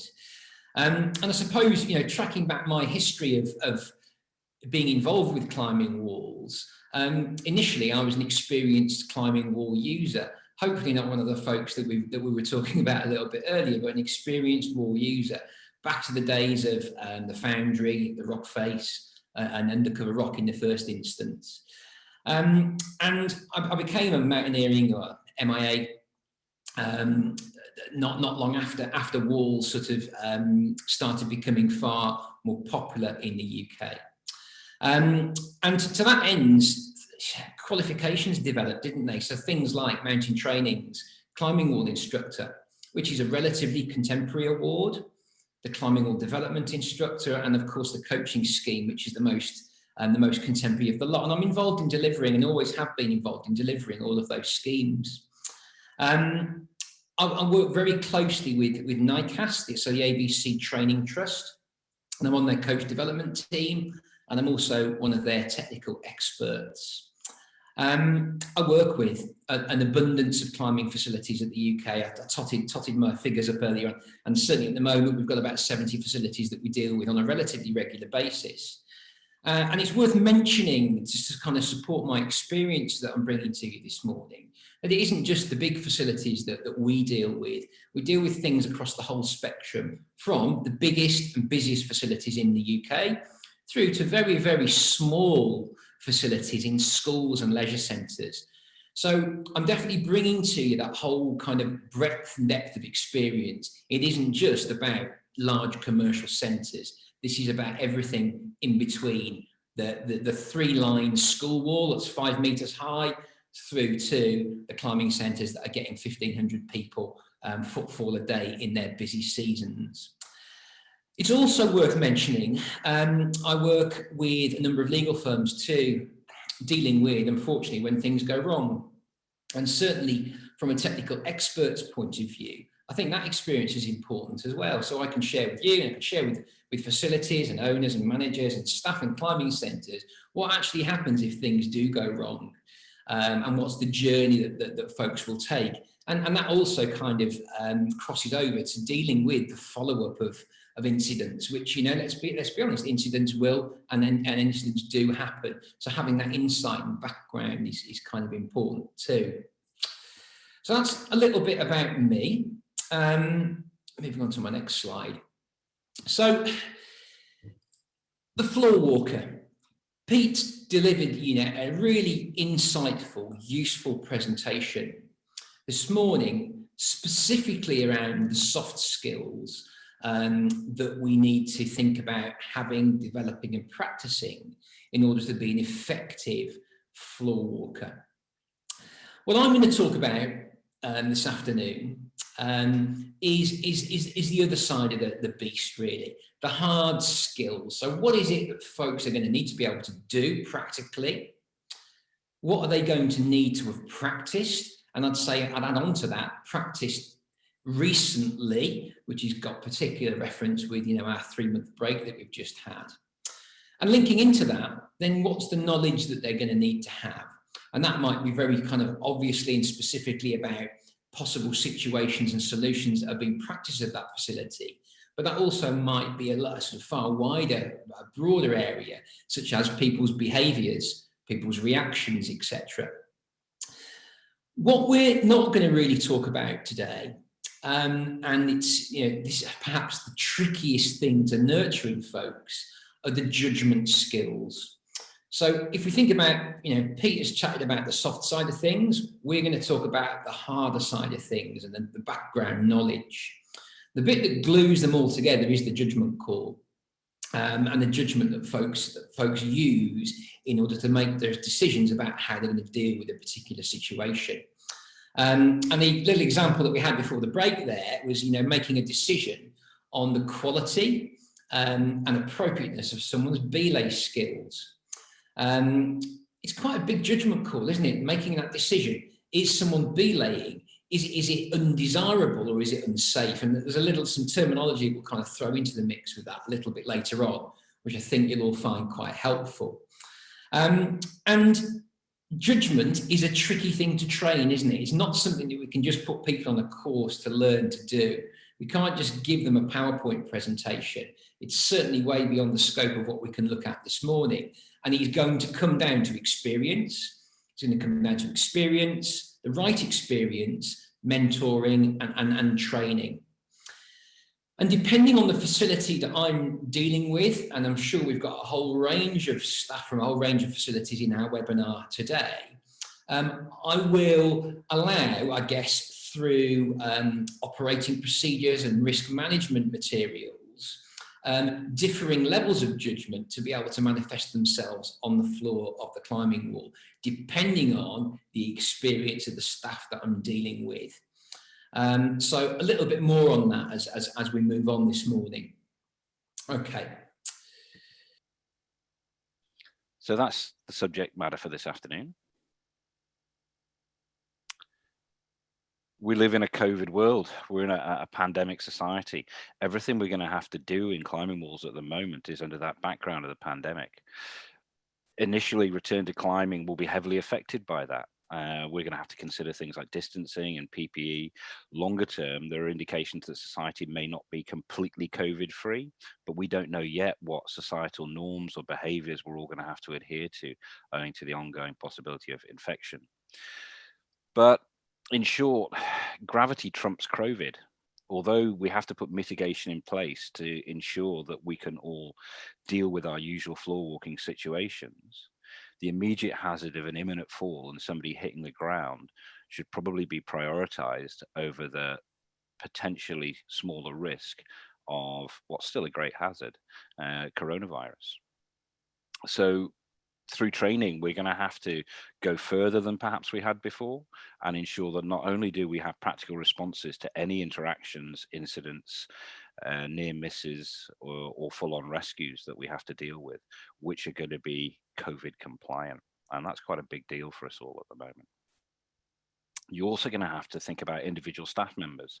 Staff members who floor walked actively in the past may feel different about those interactions now if they're in a category which requires greater that requires to be thought about in greater detail in case they get COVID. So you may even have, I'm aware of staff members at a climbing wall who are really active, competent climbers, but they're in their 70s. So they're more at risk of catching the virus than some of the younger staff members might be, or if they get it, the consequences might be more serious. So organizations are going to have to look at the situation with individual staff members too. We have some things to help us though. The ABC COVID notes, we'll be updating them yet again. We're talking about that a bit this morning.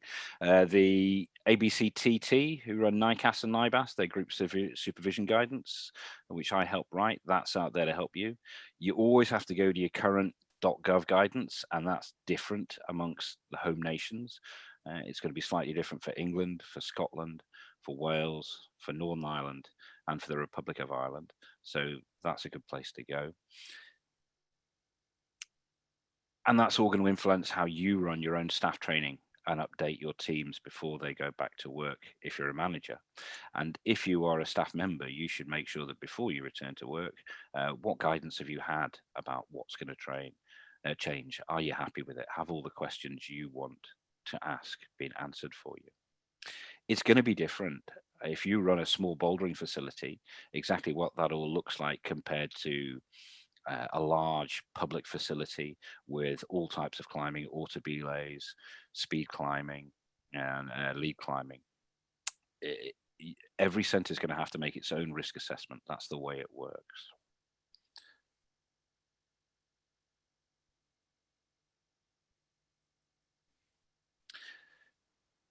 It was really interesting this morning. Some of the people coming on with questions were obviously coming from those centres where staff are not active climbers, and that it definitely creates a challenge for them when it comes to floor walking.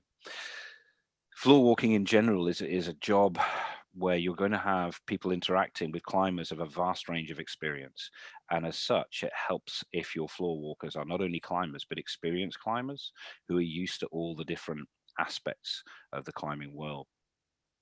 They're going to need to have been practiced in how to deal with customers. If you have staff members who are coming from a lower experience background, as I think I suggested answering one of the questions, you're going to have to look at a more rules-based system. Whereas if you have staff who are well-trained, current climbers, hold relevant qualifications, then you're going to be able to allow them to work on a more judgment basis, which is stronger and allows more flexibility. But each situation, again, is going to be different. Each staff team is going to be different. I encourage you to be really honest with climbers about who your staff team are and where they're coming from. If people know why things work the way they do, they tend to make more allowances for it. If people are left in the dark or get mixed messages, that's when I found customers find things more difficult to deal with. So all our floor walkers are going to need a toolbox of intervention principles. And we've talked about the soft skills for that this morning. They need a current set of skills. So staff who've been on furlough for an extensive period of time, perhaps with a short period back work just now, are going to need to cope with skill fade. They're going to need to get back into the swing of how they do things. None of us can expect to do things automatically that we've done in the past, no matter how well practiced they were. And if any interference comes into play, if anything changes, it can overwhelm our past automatic behaviors easily at this point where we go back to work. Those procedures that the staff have to work to, as I say, going to have to match the venue that they're working at. The staff are going to have to understand a wide variety of situations, ranging from the full spread of things that Pete mentioned this morning.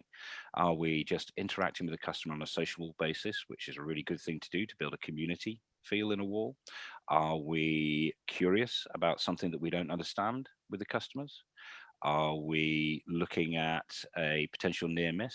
Are we physically intervening in a situation to stop something going wrong? Or are we responding to an ongoing incident? And you need to really categorize those things for people who are getting involved. As floor walkers, you need to have that range of situations in your mind and a range of options to deal with them. The first place to start with that is going to be your center's own protocol on how they deal with things. Different centers, for example, you might be in a center where there is one person who is named as the person to do that job at all times, and there will be no other staff available at any time to back them up.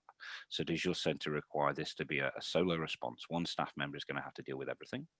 Or do you have a layer of a frontline staff member and other staff members who will be in the building who are going to be able to respond and assist and take on different roles as part of that? It's going to vary enormously depending on when you're looking at a large commercial center or a staff team who perhaps aren't even full-time in the climbing wall in a leisure center, but are the person who will be called if something goes wrong. Are those staff able to get assistance from outside? How are they going to decide at what point in the procedure how to do that? There's a well-used list of actions that we can think about when we get involved in something like this from the health and safety world. Perhaps the first thing that we're going to have to do when we're dealing with a situation is think about ourselves. There is no point in a floor walker putting themselves in any form of danger to deal with an incident. As soon as they're in danger, now we have the potential for 2 casualties or more, whereas before there was only 1. So not like a first aid situation, you have to keep yourself safe. Immediately afterwards, you can't start dealing with the problem and the potential casualty until you've ensured it's not going to get worse by sucking in other people. Classic situations like detached climbers at height with a big crowd standing underneath them, shouting advice up to them who are right in the landing zone if that person falls off. So am I safe? How do I ensure everybody else that I'm responsible for is safe? And only then can we get on to the problem. What's the problem? Can I do something simple to arrest that problem right now? Or is this going to get involved? Do I need to contact help? Do I need other people involved in dealing with this problem? What equipment do I have available? What toolbox, what skills have I got to deal with the problem? And then the equipment stage is perhaps best thought of as afterwards. This is the wash up stage. The problem is now dealt with. I'm going to get rid of any equipment that I don't need anymore. Nowadays with COVID, we might have to think about, does that equipment have to be cleaned especially? And included under this heading, I'm going to think about, okay, how do we reflect and review on this as an organization? And that's a critical stage that is perhaps easily missed. If you focus on reacting to individual problems in your center and never take the step back and look at a response to the bigger situational picture, you're going to keep seeing the same problems rise up again and again and again until potentially one of them gets really serious. If you're capturing the information about what happens in your center, and I'm going to do a great plug for the ABC, who are designing a new accident database at the moment, which will have the capacity to allow comparison of accident figures. That sort of thing is going to make it much easier for you to get an eye on the big situation. Are we having a recurring problem? Does that recurring problem always happen at the same time of day? Does it happen in the same location in the climbing wall? Are the same user groups involved? That's the stage at which a manager and a staff team should be sitting back and thinking, right, okay, rather than reacting to this problem, how do we get ahead of this and put a change in procedure or equipment or the nature of structure of a part of the center in place that's going to stop this being a recurring issue? So there's one you can use: self, other, problem, and the equipment.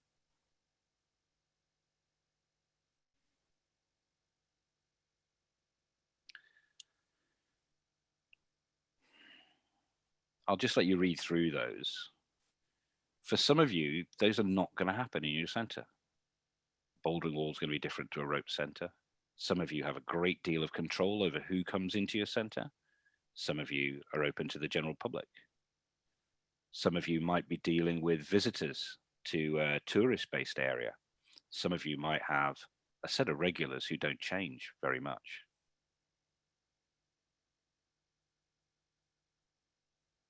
But do you have a set piece response? Have you drilled and practiced those situations that can occur in your center? What's your go-to if you have a detached climber at height on a roped wall or an altar belay wall? Where do you start if you see a compromised belayer or belaying system? By which I mean something might have incapacitated the belayer, or the belay system may not be structurally sound. Something might be attached to the wrong part of something that's not load bearing. How about non-critical interventions? What are your policy on just how to approach people when we've got something going on that's not needing immediate attention, but you still want to ask a question? And what about those minor things that we all have to deal with? It's like, yeah, it's okay, but I'd rather it was like this, or I want to make the customer aware. I think the last one, the social interaction one, for me is a theme that I've kept coming back to today. People often say, how do I deal with this? Or have you got advice on dealing with this type of customer or that type of customer? You can get ahead of this problem if you make information clear to people in advance, if there's excellent communication between walls and their customer bases, if social media is used to make customers aware of the kind of things that happen in their walls and why things are the way they are. And floor walking staff shouldn't be stood back as the police waiting for something to go wrong. Can they increase that feeling of community in your wall so that everybody feels like they have a bit of ownership over the venue? You want your customers to feel like this is their place. You want them to come and use your facility because they really enjoy it and they value it.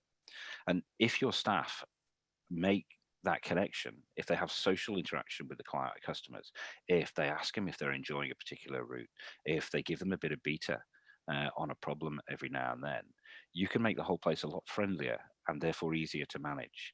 And you can dissolve a lot of the tensions that can come up with these interventions afterwards.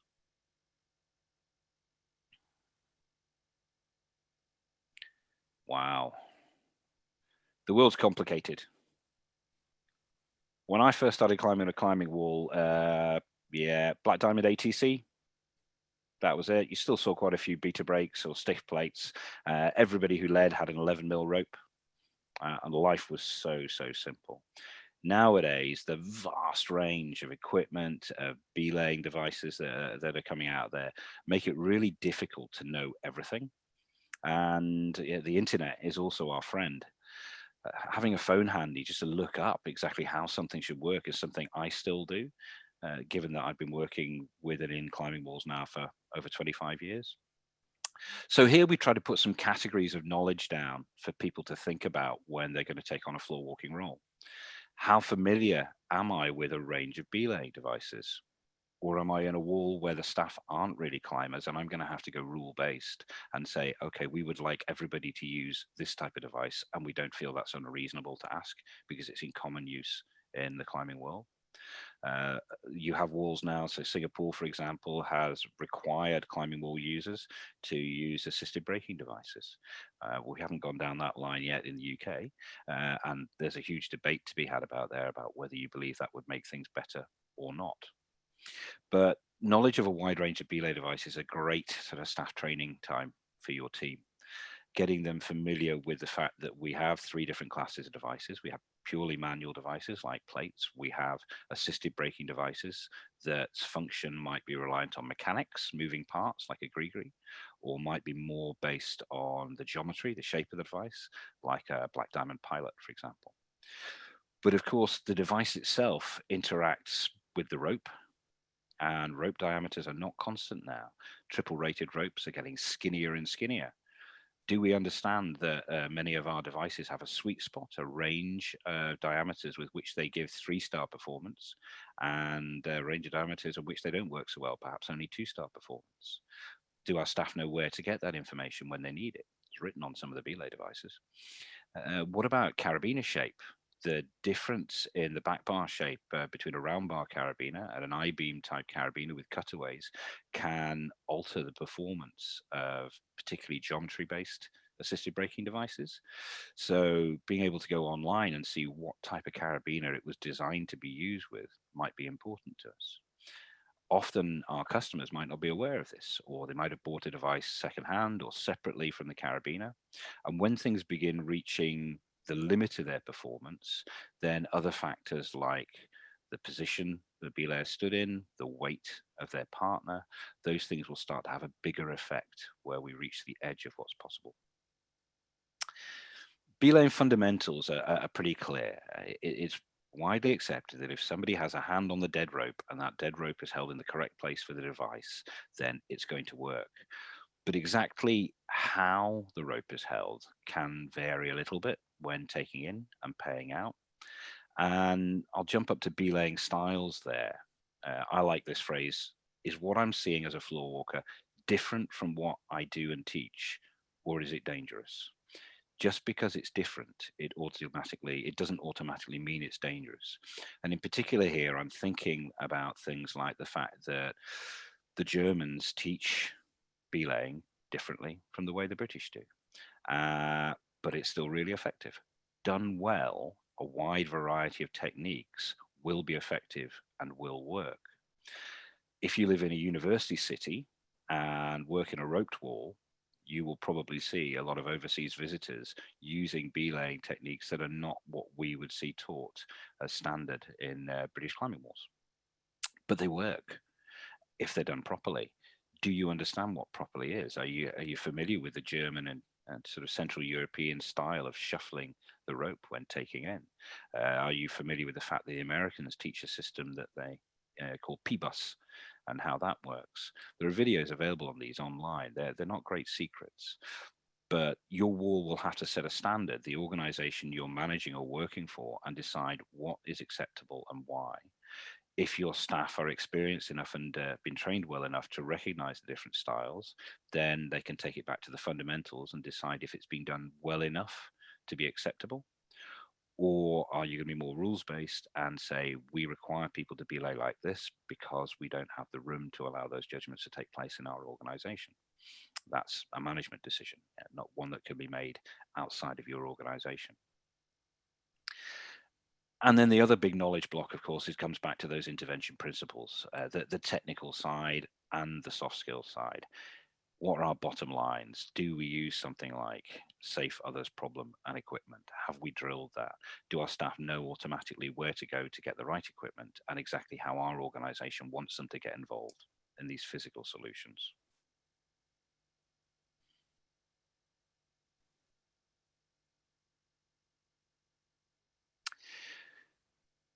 So we know a few things. We know from when walls opened in between lockdowns that none of this is easy at the moment. We know that people do seem to be suffering from skill fade, and skill fade is just this term for when we're getting a bit rusty because we haven't done complex things for a while.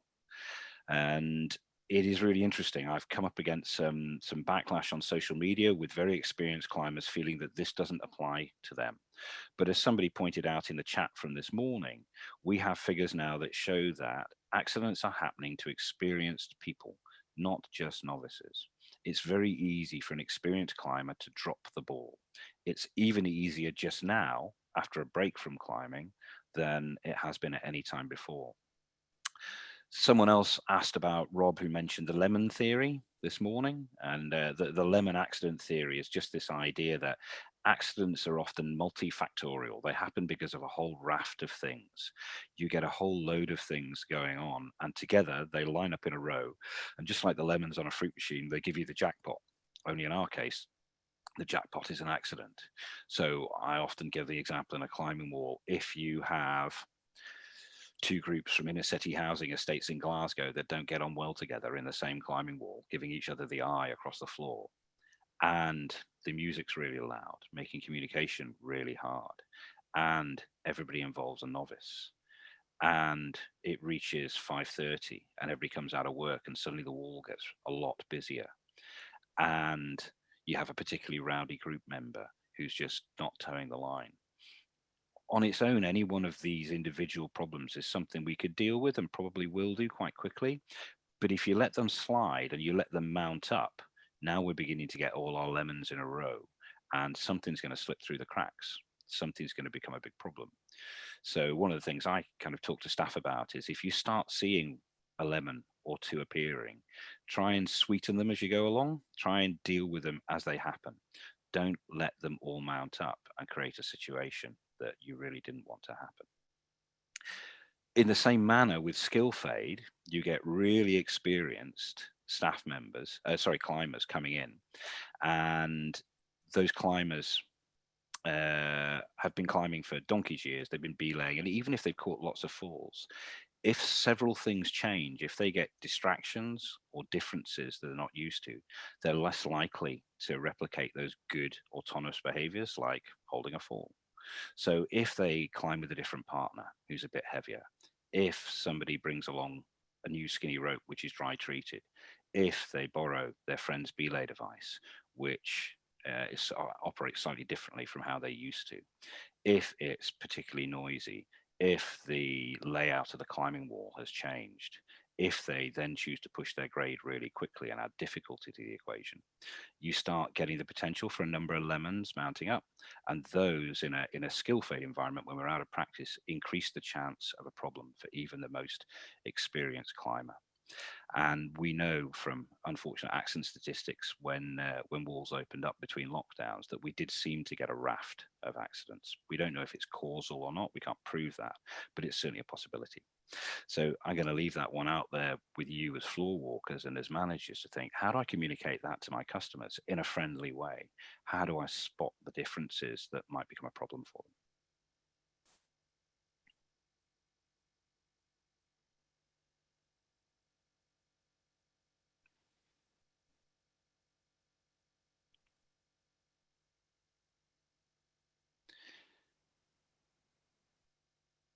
So going on to the second bullet point there, everybody's had it rough this year. It hasn't been normal for anybody. And in a COVID environment, we're all getting used to giving people space physically, as in working with social distancing. But I think mentally and socially, we've got to give people space. We've got to recognize that everybody's a bit raw at the moment. And both as floor walkers going into a situation, it'd be very easy for us to feel pressurized and get emotive. And we've got to be prepared for our customers just wanting to get back to climbing and seeing their friends and doing what they do. They are going to find it perhaps a little more difficult to take input than they might have done in the past. It's going to be expected. But if we go and prepare for that, if we maintain that sort of honesty, if we get ahead of the problem with good communication from our climbing wall to the customers, if we use social media and try and increase that two-way communication, I think we can diffuse a lot of the problems.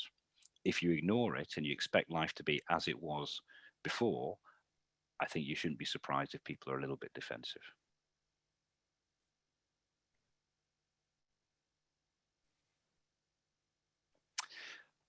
So we sort of mentioned this morning. If you are getting a regular spate of near misses, you should be capturing that data. If you're a floor walker working for an organization and you detect a theme, if you haven't reflected on anything you've had to do as work, you might as well not have done it in terms of learning. So at the management level, we should be thinking, how do we capture the data from my floor walkers? What's my recording system?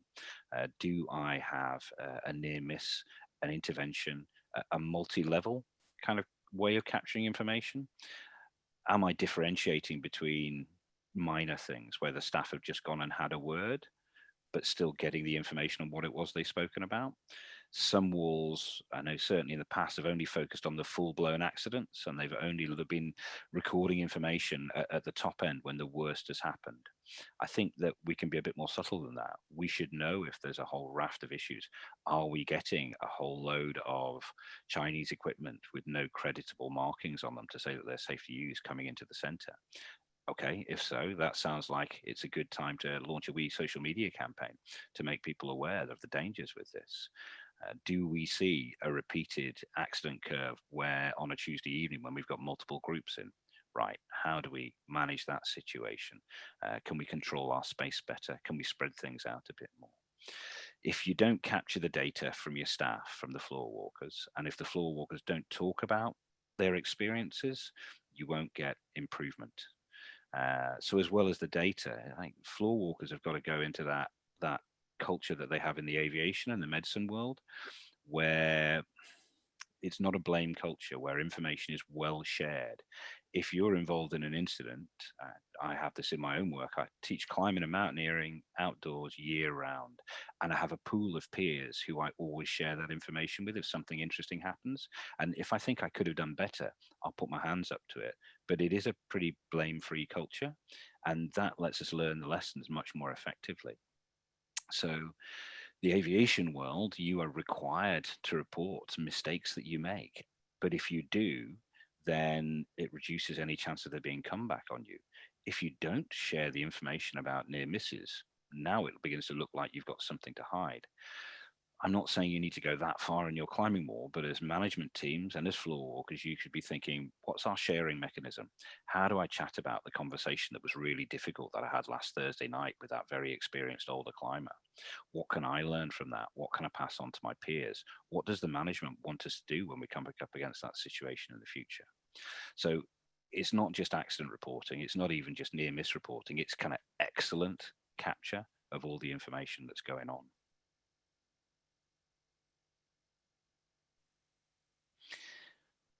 And as I say, that leads you to use this near miss data.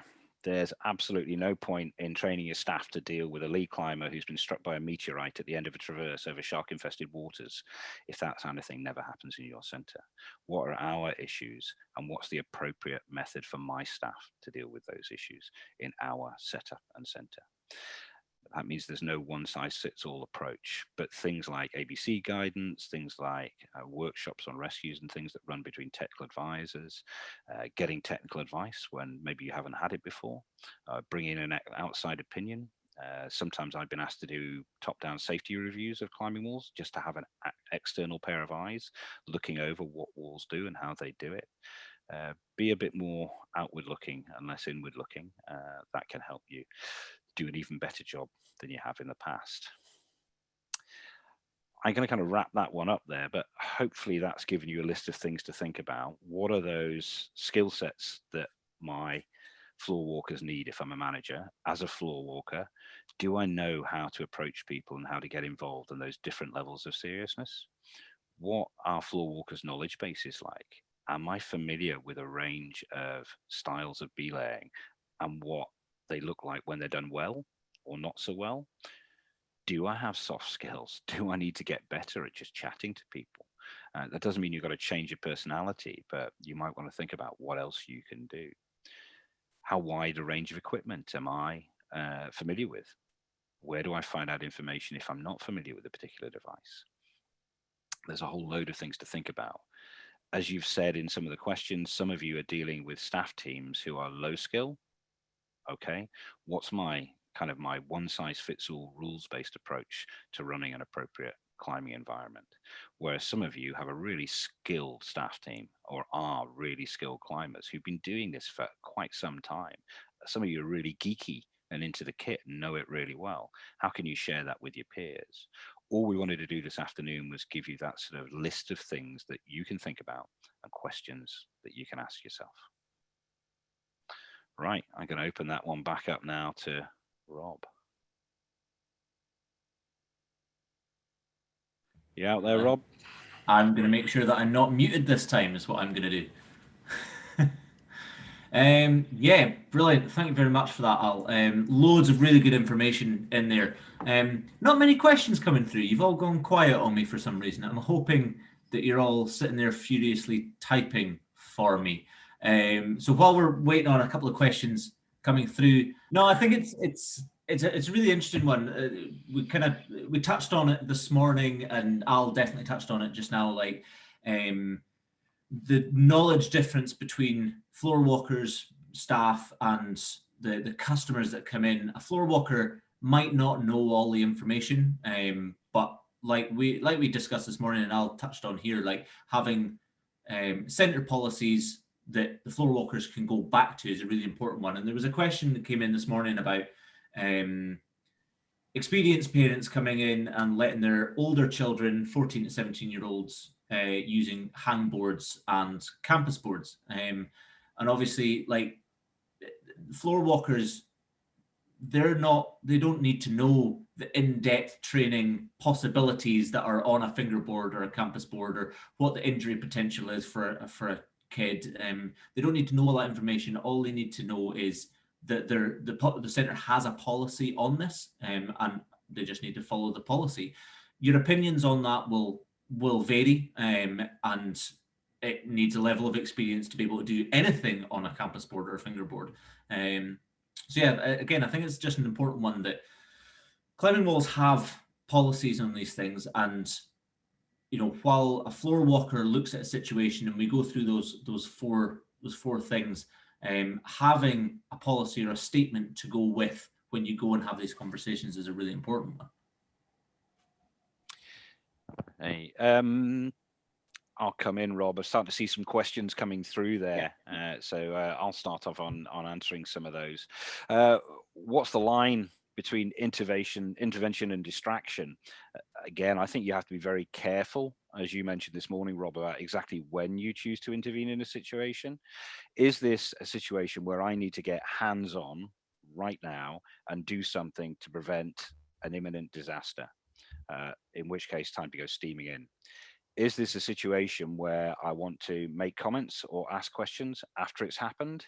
In which case, distracting an active pair of climbers is going to immediately make them defensive, and perhaps with good reason. So timing is going to be a key with that one. Yeah, no, I think- absolutely. Yeah, I'll Go just for it, Pete. add in there. I've approached it in very different ways for different people. Sometimes you maybe come in and you see there's no capacity in that person to take in what you're saying. So maybe if there's something unsafe, you're just coming in and you're just making it as safe as it needs to be, maybe by taking a tail rope behind them, and they can just say, I'm just going to stay out of your way, just keep doing what you're doing. Let them follow it through. They might even have that slip and then not hold the fall. And then you say, this is why I'm holding on. This is why I'm just showing this. And then you can talk it down, and then they can realize, wait a minute, I was over my depth there, and they didn't realize it. And you can bring it down from that. There's different ways of doing it.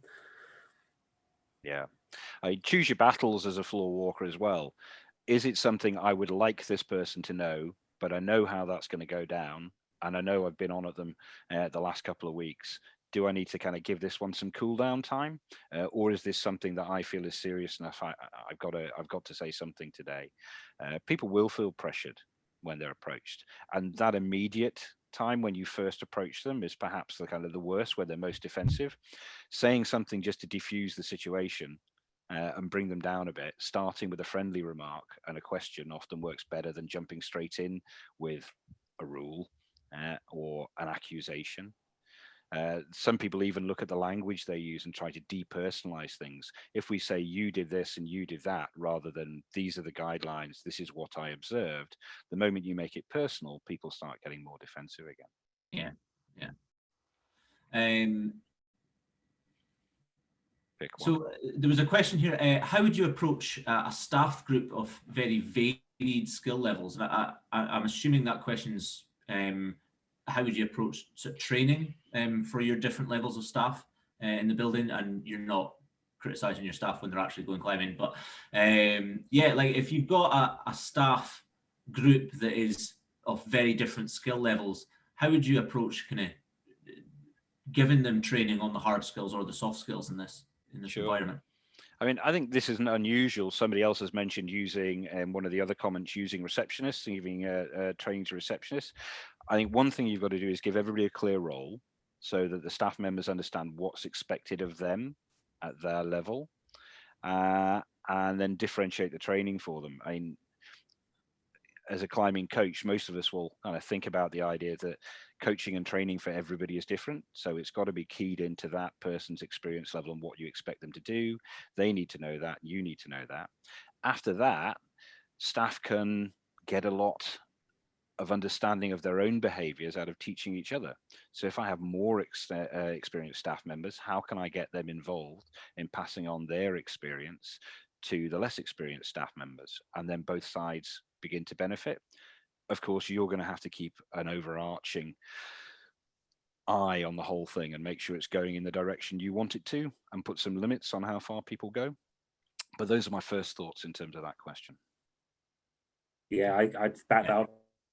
I like the idea of arranging workshops, but they don't have to be led by the same person all the time. And often that can be, you know, if you're giving that to someone who's got that experience and that knowledge of certain equipment, that's great. And if they're maybe lacking some gaps, they can still lead that, and then you can help add to that so they get that little bit more, but they still feel they got that ownership over it. Equally, that receptionist, do you know what, it'd be a great idea to have their instruction staff to come and learn what the receptionist is doing, talk about how they interact with customers, because they're going to be dealing with talking to people all the time, get those questions that they get, and the instructor might not realize these are the sorts of questions the non-climbing staff are getting, and thinking, right, okay, these are the things they need to know, and equally they can deal with these things very well, and these things they're finding tricky. So let people play towards their strengths and equally share those strengths around the group, around the staff.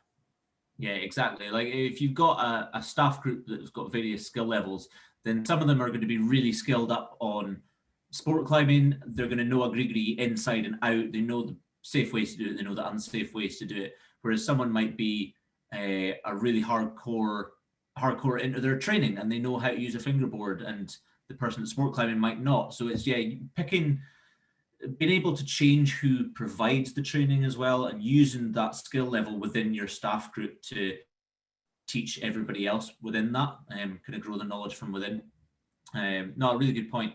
There was a couple of questions came in there. As a young female staff member, sometimes notice that customers talk to them more negatively and not take them so seriously. There was a couple of questions in there about how can young female instructors deal with situations where they're not being taken seriously because of either gender bias or age bias or whatever it may be, and they've noticed that they're being treated differently from male staff members. I think on that note, there's a level of responsibility on the wall to back their staff up. You know, any staff member knows the minimum requirements that a wall should be operating to, or the floor walker should be operating to. And if that member of staff doesn't feel comfortable, the wall should be confident to be able to back their member of staff up, no matter the gender. And it is a really poignant point at this moment in time as well.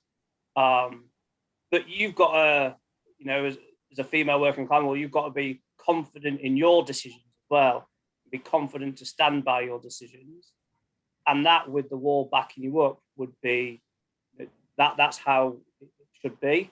You shouldn't be treated any differently or looked at any differently in any way because of your gender.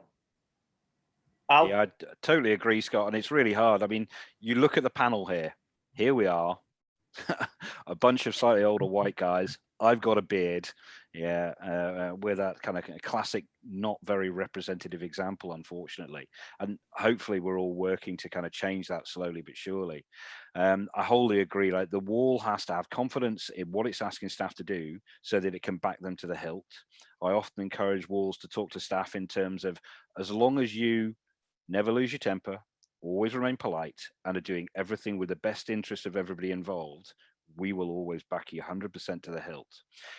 Again, walls can get ahead of this. If you do have staff members who are experiencing that as an issue, get it out on your social media. Educate your customers. These are my staff. This is what we ask them to do. This is why we ask them to do it. Please understand that. Please give them room to do their job, because we're going to back them to the hilt. I have seen somebody who looks probably not unlike me now, probably about 10, 15 years ago in a wall, give a younger female staff member a mouthful when she politely asked him to alter his behavior. And I wasn't working, but I went over and made it clear who I was after I'd found things out. And I said that he had a really clear, simple choice. His behavior was unacceptable. He could apologize to the staff member, or he could leave the building. And if he wanted to take it further with the management, that was fine. And I think walls do have to represent for their staff, providing they're doing the job we've asked them to, and support them. Now, that's a really extreme example, but it does happen. Younger staff members, it's not just female, it's males as well, approaching old guys who look like me, who really feel like they know what they're doing. It's going to be intimidating for the staff member. So how can the wall support that from the word go? Good question. Really good question. Yeah, I absolutely seconded all of that. Like Scott said, anybody who works for a climbing wall, whether it's male or female, you're qualified to be there. You're qualified to be a floor walker, or you've been through some training to be in the position you are. That doesn't change whether you're a boy or a girl. And yes, it's a customer needs to understand that, but you know, have confidence in yourself that you are supposed to be there. You are skilled enough to be there. There's a reason that you've been given this position, because you know what you're talking about. And like Al said, it could be as simple as giving them the choice. Like, if you've had the conversation goes negatively, you can give them the choice to, you know, escalate it, speak to a manager if they really want to, or they could not come to the climbing wall. You know, if it goes negatively like that, having conversations like that might be necessary. But yeah, have confidence in your own skills. You know, there's a reason you're there. Yeah, I'd say just the final point is just make sure if you're experiencing that, and I know sometimes these things are maybe quite subtle and difficult to spot, and you may be feeling afterwards, make sure that you do pass that on to management, that it is understood that it's happening, because often it can feel difficult to confront someone if they are presented with a situation like that, that you're not feeling confident that someone's talking down to you and treating you differently than other members of staff. It's not nice to feel that, and definitely want to make sure people are made aware of it. Yeah, absolutely. And just know that your centre managers and that will have your back. Climbers have got to remember it's a privilege to climb at a climbing centre. Yeah, it's not a given, and if people can't show staff respect, like Al sort of said, worst case scenarios, they don't need to be in that room. They don't need to be at that wall. Yeah, I think that's key. That sometimes you feel that a climbing wall is definitely about the community, and it feels almost that the customers run the wall, not the staff. And remember, at the end of the day, it's us running the wall and us managing the wall. We're the people in charge of it. And as a floor walker, you're in charge of that wall that night. You're seeing what's going on, and you're passing that on to the management. Okay, you've got the power there. And if something's not feeling right and you're being made to feel uncomfortable about that, we need to act on that. Yeah, no, absolutely. So there was a question come in, as mentioned before, about sort of harnesses, and old kit and everything, and ropes that are matched incorrectly to belay devices, carabiners that are matched incorrectly to belay devices. If we see a situation that isn't ideal, the quick fix to the problem would be maybe giving out higher equipment or anything. But how would we deal with a situation if it continues, if it persists? If it's a repeat offender, if you tell them off and they don't listen to you and they keep coming back week after week and keep doing the same thing? I think, as Scott says, people have to understand that you are allowed to use this centre providing you work within its requirements. If the requirements are clear and are common across the industry and well-founded, then if people repeatedly decide not to do that, they don't get to climb at the centre. We're talking about those kind of rare people who are doing it again and again and again. It is going to reach the level where if they wish to continue to be a member and make use of that facility, then management are going to have to draw the line and say, okay, I either alter your behaviour or we're no longer going to feel able to give you admission here. Now, there is a slight other side to this coin where, again, going back and capturing your data on your interactions with your customer, if it is a change, as Pete alluded to, where actually it's something, well, actually, let's re-examine this. Let's look at the wider industry. Let's take advice. Do our peer walls, do other people in a similar situation allow this to take place? I'll jump in there and say, I don't mind a well-tied bowline with an appropriate form of stoppering. Yeah, so there are some walls that will ask people to limit the use to a rethreaded figure of 8, with or without a stopper knot. We can debate it elsewhere, but walls have that responsibility to ensure what they're doing is reasonable. Customers have that responsibility to ensure that if they sign the paperwork, read the conditions of use, and would like to use that facility, they have to adhere to what is asked of them. Yeah, yes. In a nutshell there, really. I'll repeat out what Al's just said in a nutshell. Yeah. I think them sorts of problems are becoming less and less nowadays, but they certainly still in and around the climbing centres. But go back to that soft skill side of things and stuff, and how do we approach people? How do we get our message across? That's really important, that bit. It's amazing how much comes back to communication. And I think that's something that walls have not always been brilliant in the past. They've been guilty perhaps of responding to issues when they've arrived, rather than getting ahead of the problem. We shouldn't be waiting to explain our policies to customers. We should make it easy for customers to understand why our policies are in place.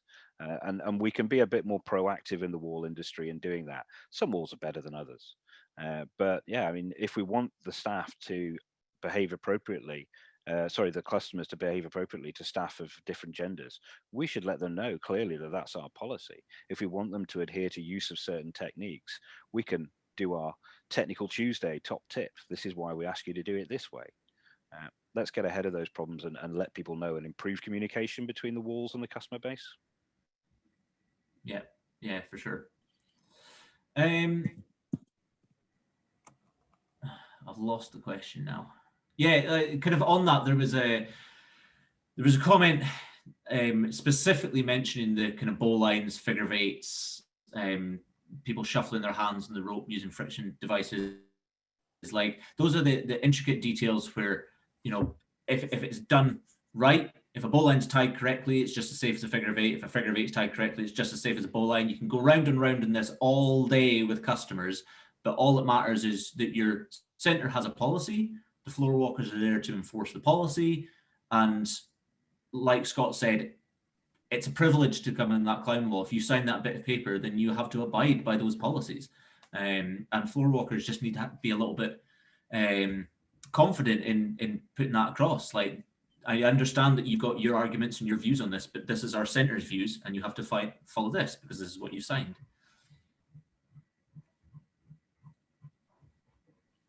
Let me just find a good question. Can I go to? Go ahead. No, you go ahead. Yeah, yeah. Go for it, buddy. So there was a question there. How useful do you think safety posters are to back up floor walking? I wonder how many of you work in walls which are littered with posters and information and have a notice for this and a notice for that and a notice everywhere. It's a really interesting one. I think that we have to evidence that we're making people aware of things, and that appropriate, simple to the point notices are a way of doing that. But if we have too many notices in too much complexity and too much detail, then they lose their impact. So you have to be cautious. If there are notices being developed by the ABC, I'm working with the BMC at the moment, and there's a lot of discussion goes into how much information and how to get the message across. A tatty old piece of paper that's been up too long with 5 paragraphs of text on it pinned to a climbing wall is not going to be effective. So I do rate the notices. I quite rate change in notices. I think if you even do something like change the shape of a notice or change the color of the notice, you might draw the customer's attention to it. If it's a massive screed of text that sits there for 3 years, nobody's paying attention to that anymore. And I think you can support the notices again by using something like social media. If you're a wall that has social media challenges, pick a notice this week, or this month, and just support its use by putting that notice out there and explaining exactly why it's there and what it means. So limited information changed on a regular basis and highlighted when needed can make notices more powerful. Just sticking up lots of notices on its own, not going to be so effective in my opinion. Yeah, I agree with Al. I think that's absolutely important. There's no point in having 300 notices if you want to get one message across. Declutter your walls, put them in key areas. The BMC, the ABC, Mountaineering Ireland, Scotland, we all produce a set of new safety posters which can be downloaded off our website for free. Put them up, but really don't put them in the middle of a clutter of posters. Make sure they're in prominent places, and just to get the point across. And I do think that messaging supports what you're trying to do as a floor walker. Yeah, absolutely. And as well as posters, images of manufacturers' guidance. Like we all know Petzl come out with those really brilliant little cartoons of how to use their equipment properly and how to do things properly. Like those things are brilliant, but like we said, like not having it in a clutter of posters so it all gets muddled up, like freshly changing it every now and again. The best spot I've ever seen for safety posters is right above the urinals in the men's toilet, because you can't help but stare at that while you're doing your business. But yeah, I mean, posters are, they're a really good resource to use, but you got to make sure that it's not getting lost and everything else, and that it's getting changed regularly so it's not getting dull and boring. Can I hit a couple of quick ones I can just kind of like deal with quite quickly there? If they stop jumping around on my screen. So somebody's asked about COVID information. Even if you're not a member, the ABC have been brilliant throughout this. They took a decision really early on that they were going to share guidance to any everybody in the climbing wall world, regardless of whether they're a member or not. So following the ABC on social media and keeping an eye on their website, they are continually looking at and updating. And we were just talking about this morning, the next sort of level of updates of how we update guidance for COVID procedures in climbing walls. So yeah, the ABC is your friend, whether you're a member or not. And another one, are there tried and tested safe ways and procedures to deal with the more common rescue scenarios that can be shared?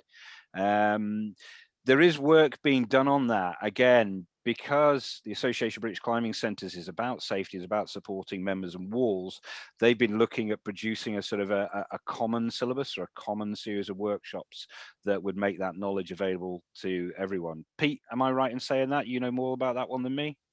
I'm afraid I don't know a huge amount. I'm going to look at Scott now thinking, yes, we have been looking at that. I don't know where it's at just now, sorry. Yeah, I mean, I can just, so we certainly are, we're putting huge emphasis on safety over this next period with the ABC, certainly. And this workshop is one of many, several workshops that we are planning over the future. Something interesting, actually, we're running a conference this year, and we actually are going to be doing some scenarios with Petzl and Climb Wall Services at our conference about rescuing at height and actual hands-on experience of having a go at that and looking at systems, just in general terms, not specific scenarios. But yes, I guess the short answer is yes, Al. Yeah, we are. I mean, beyond that, if people want sort of common solution to climbing wall things, look at some of the more experienced professionals out there. Joby, who's doing this next week, is involved with a huge number of walls down south, but he's not alone. If you employ a technical advisor, ensure they do understand the wall environment. How do they gather information from peers? How do they understand what's common in the climbing world?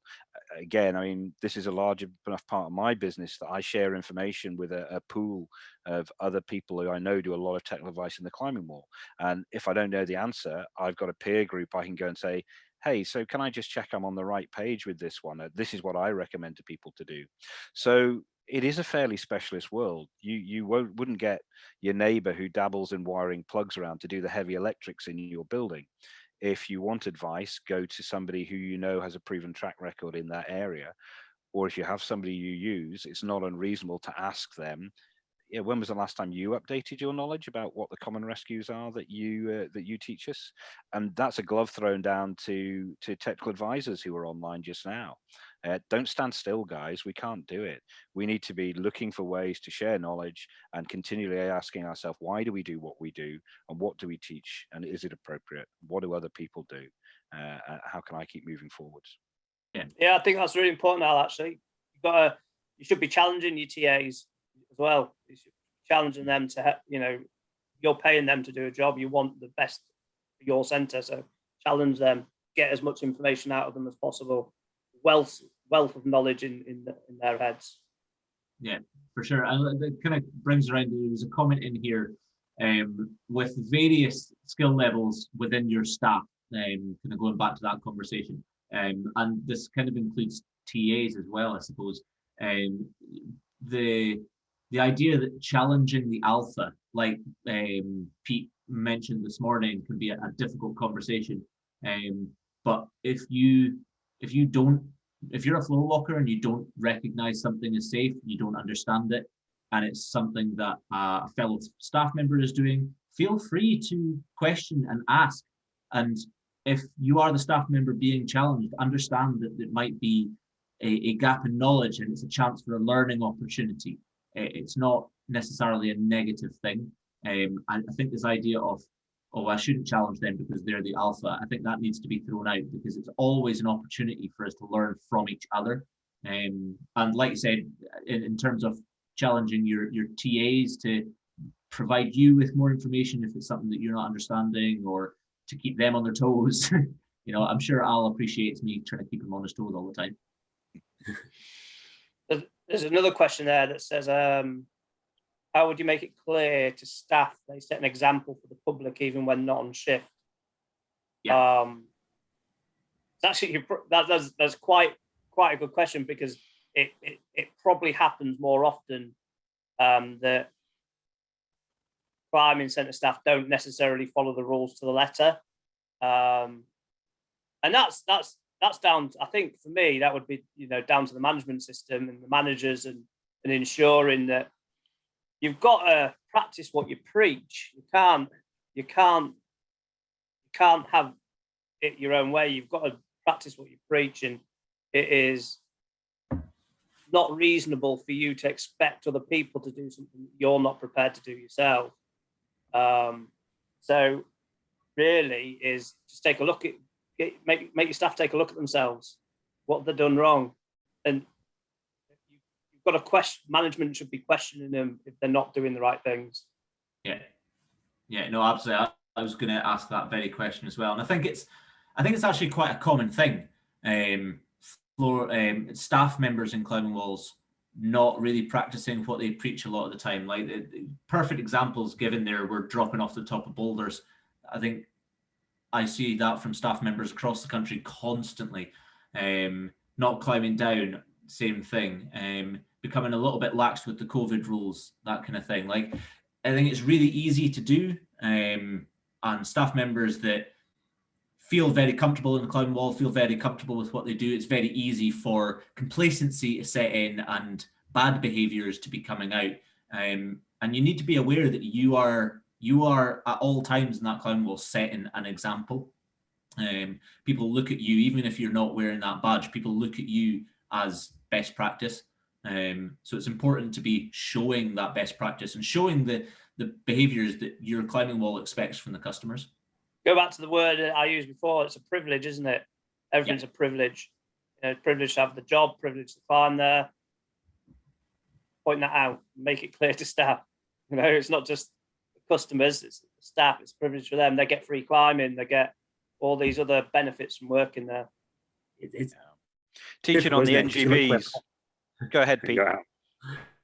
I'm thinking, look at where climbing walls have come from. Looking back to the 90s, and you're thinking there's only a few walls. They were clubs, almost. There was, it's very much a small community, and of course everyone treated it like that. And climbing now, we've got to accept that as part of being that, going to the Olympics, going international with what we've got, we need to be a professional. And if your wall isn't acting like that, this is when we're going to have silly things happen like that.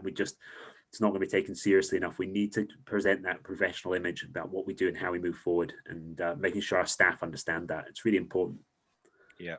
From a technical point of view, running NGBs, I always ask the question of people on the climbing awards, if your own practice is different from what you teach, why is that? You need a high level awareness. Is it because you somehow feel you're better than the people you teach, or more, or your practice is just so much better than their? Okay, I'll do the old fart thing now. I've been doing it long enough. I've been climbing lots. I've tried lots of different fancy ideas and techniques, and I'm just right back at trying to do the basics really, really well. And I find that suits my own practice and reduces the chance for error in what I do. So I can encourage that in anybody. Just do the basics really well and make it look good. Yeah. There's a good question in there, Rob. Somebody's asking about the use of members of the public in problem-solving situations. Personally, my advice would be certainly for anything that smacks of a commercial centre or external users, to avoid using members of the public in any remotely technical role. Don't get them involved if you can in any way avoid it. My starting place is always, I have to do this myself or using any staff. Members of the public are not there. They haven't been trained. The questionable competence in a rescue situation, no matter how competent they are in a climbing situation. As soon as you introduce someone from like that, you open up all sorts of potential cans of worms about how much did they understand in terms of the incident they were about to get involved with, and they were going to be dealing with a bloody casualty on the floor. The potential harm you could do to a member of public by getting them involved in any way in an emergency situation means that you should avoid using members of the public wherever possible.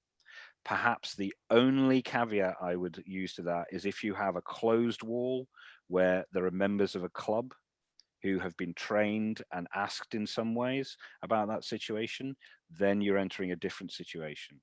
But a member of the public who has had no assessment of their level of competency to assist in one of those emergency activities should not be used.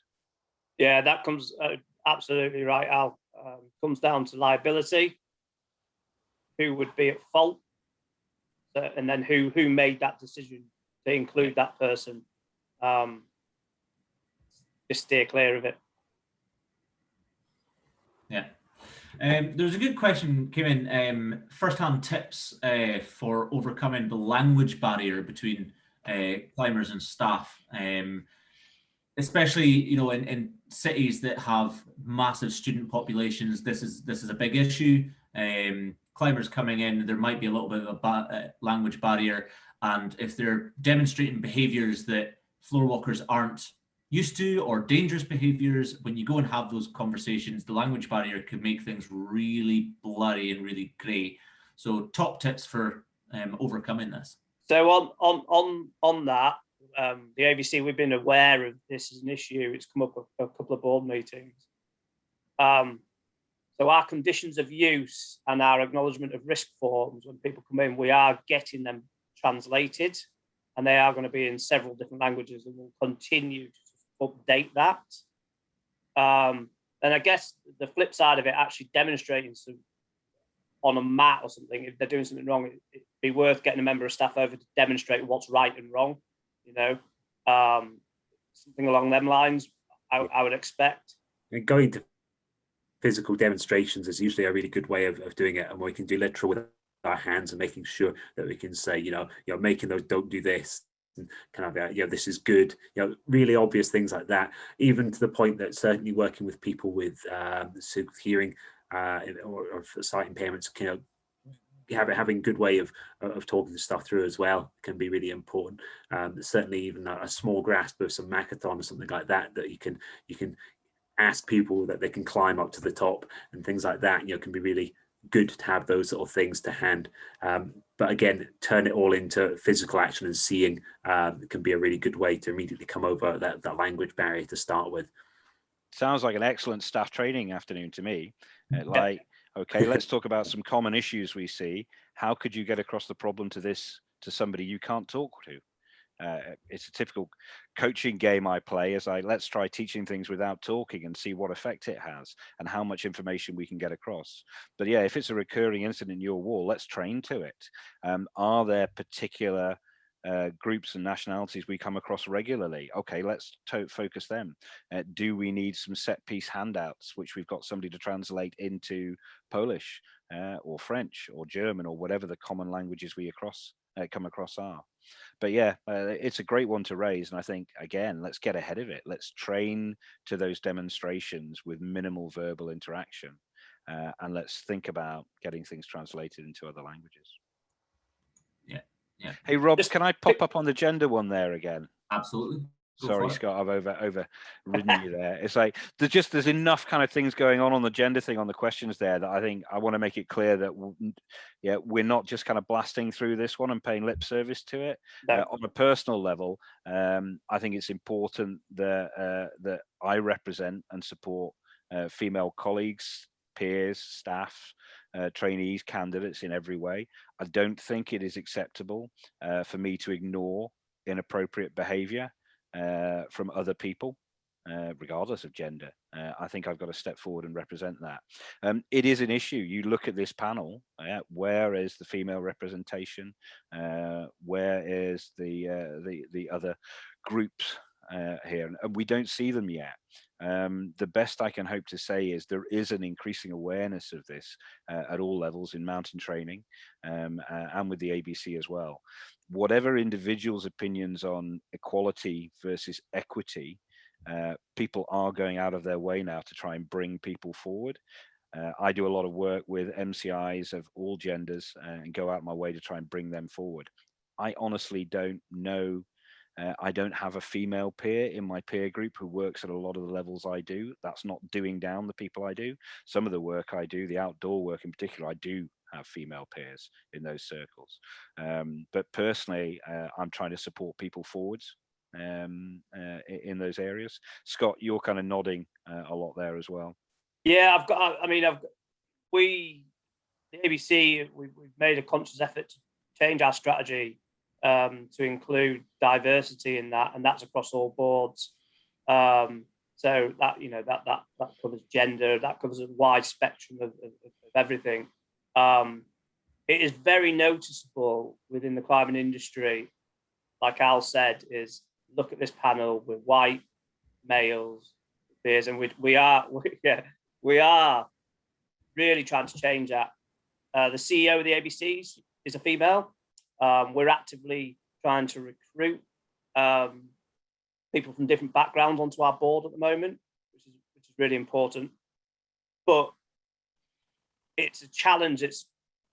I hate that the challenge is there, to be fair, but it's a challenge that we're constantly pushing on ourselves at all times at the moment, especially throughout our partners, so the BMC, the ABC, and I hope that we'll start seeing different representation across the board. So I really do. Yeah, we are upskilling, we are aware, and we're not ignoring. Yeah. And like my job within Mountaineering Scotland is actually working for Climb Scotland, which is the youth-focused initiative of Mountaineering Scotland. And a lot of my work is making sure that the young climbers, young female climbers that we see in our youth competitions, in our outdoor sessions, in all of our climbing walls, they stick with the sport and that they understand that these career opportunities are open. And it's really positive for us to be able to see that in any of the work we do, from the young female group up to 11, 12, it's 70-30 to the girls. Like there's so many more young female climbers than young boy climbers. That drops off a little bit when we get into the older teenage years, and this is one of the things we're trying to tackle. And part of that will be showing that these career options are open, and there's no barriers that can't be overcome. So yeah, hopefully next time we run this next year, there will be a female face on this panel. Absolutely.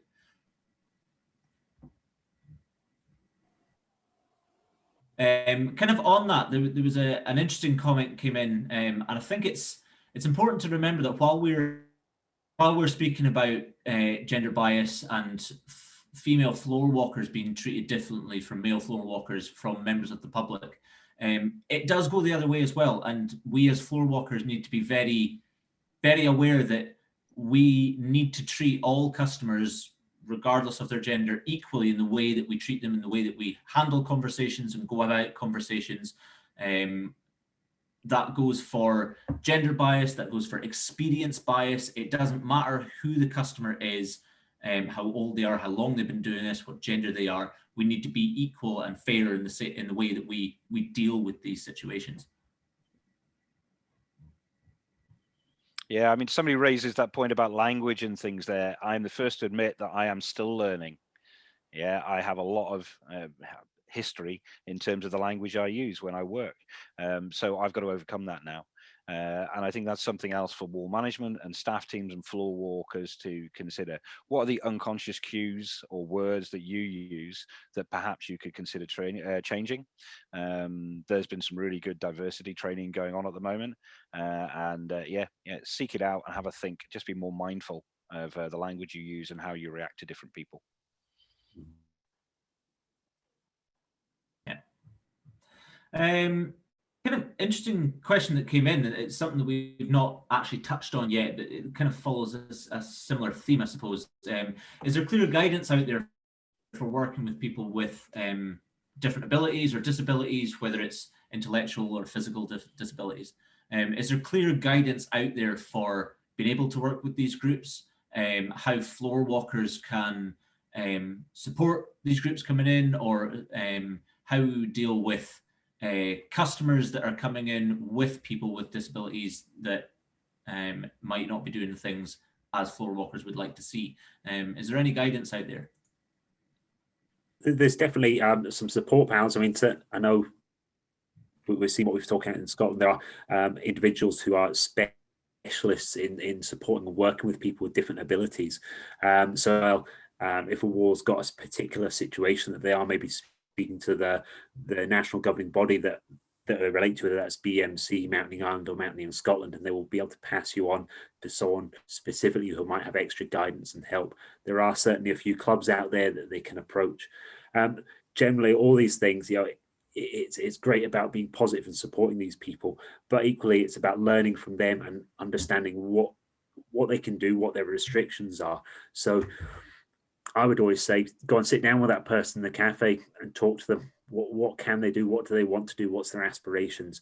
And see what you can work around. Some situations might be quite simple and you can get them on climbing quite quickly. Others might require very specific equipment and support, and that might require something else that maybe you can't do. But by chatting to your national governing body, you can find out where centres or people that will be able to help support those sorts of things. So it doesn't mean that every harness or every climbing centre must have all the harnesses and specialist equipment, but it's really good if you do know how to get access to this sort of thing, if you do need some specific equipment to enable a climber to be able to come and use the wall. Yeah, no, absolutely. Speaking for the governing body, if there's any questions around that from anybody, where to get this information, who works in this field, where to get equipment or that, get in touch. You know, we're there to help. Just on the quickly changing tack, diversity inclusion, we are looking for a non-exec on our board as well, by the way, at the moment. Somebody reminded me to bring that up. So yeah, thank you very much. Reminded. Board. Yeah. Rob, there's a nice extra reply from Nicola there on the question of people who speak a different language. She's experienced of working with people who have English as a second language, and mentions how challenging it can be. And recommendations include simplifying your language.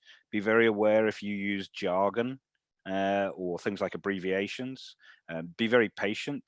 Clear demonstrations, use of body language, and check for understanding by asking lots of open questions. Give them a chance to form sentences and explain their actions to you, which will take a level of patience from us as floor walkers. Yeah, absolutely. And knowing a kind of a set list of good demonstrations that you can use as well. If you do come across that there's a language barrier there, that you don't have the translated papers to look at, or you can't get your point across with just words, having some good clear demonstrations to be able to show people would be really helpful as well. We've got our members have got access to a boulder induction video that's very clear and concise. So if you are a member of the ABC and would like that, drop me a note. Yeah, absolutely. I think like one of the big kind of lessons that I'm hearing as all repeating over and over again is just having these conversations with people more regularly.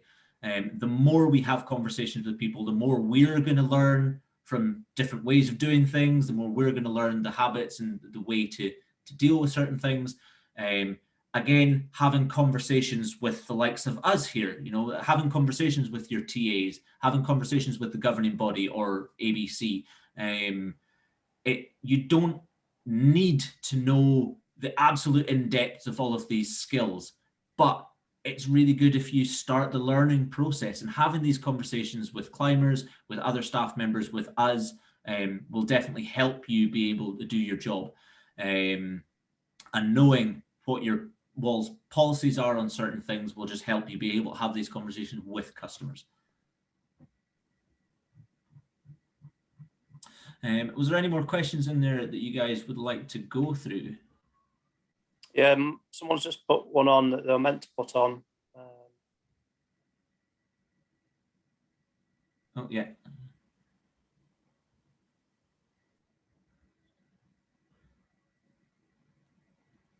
Silence is all our brains. It's all right, it's late in the afternoon. We all read really slowly.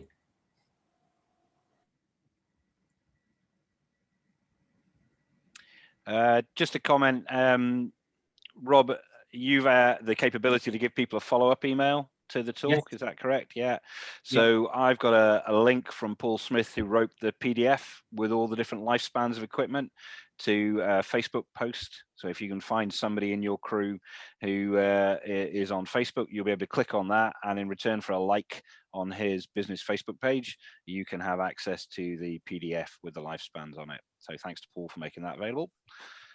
You'll be tuning in on next week's talk as well. Yeah, for sure. Yeah, so the ABC obviously hosted this. They did the registration, so they've got contact details for everybody that registered, for everybody that attended. I'll get contacts for everybody. I'll send all of the answers to all of these questions out to you guys. I'll make sure all of the questions get answered. We'll also make sure that there's a link to the video for this in case you want to go back over anything. And I think we might be able to put the slides somewhere on the ABC so that people can see them as well. Yeah. So yes, all of this information you guys will be able to access it afterwards as well. That question that came in about it's a floor walker's duty to know what the wall's rules are, but it's also the management's duty to make sure that the staff know that and know what they're going to be talking about.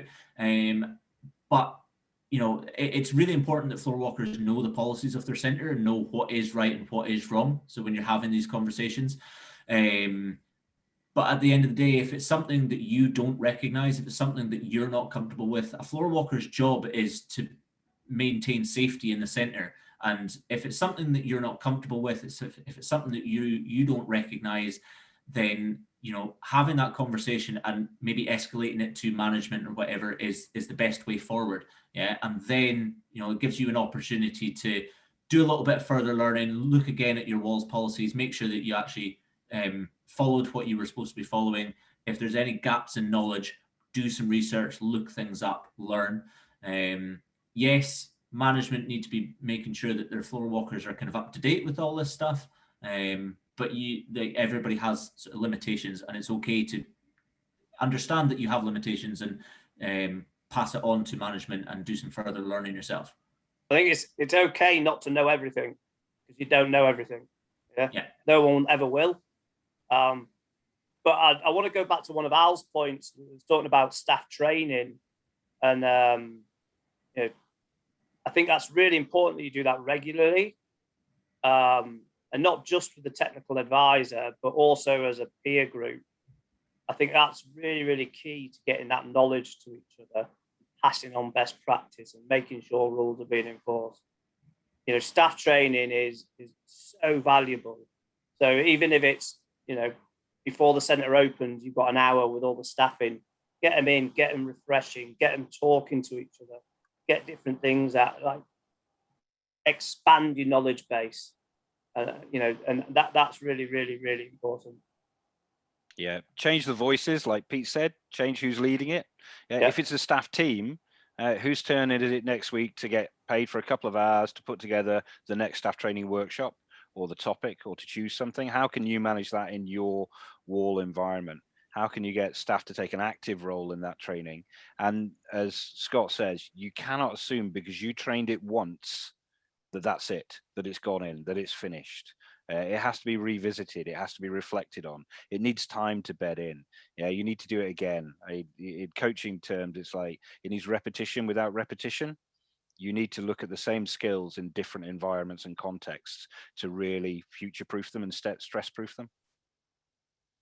Yeah, and I think just one last thing I would like to add is just think about the cohesiveness of your staffing team and getting people to work together. Obviously, we're just concentrating on that safety and that floor walking, but sometimes it can be difficult to get people in for that training. They're feeling what's on, but putting in that time for people to socialize together, to be part of that community, so that the climbers are all working together, and you'll find a lot of those little shortcuts on making those interactions are happening all over the place already when you've got that good things happening, and people want to get involved in what's going on with your staff training, and that's really important to build in that time to the way you're structuring your staffing at your wall, so that people are able to make all those interactions. People do feel part of the team and don't feel marginalized, and you generate that staff community that has that solidity, so that you know that if you're that new instructor, you feel you're part of that team and you've got the backup of your peers that you're working with.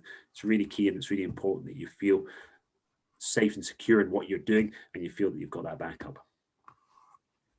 Yeah, for sure. Yeah. Make sure the same staff aren't always training together as well. Split the staff up, make them feel different experiences with different people. Really important. Really, really important.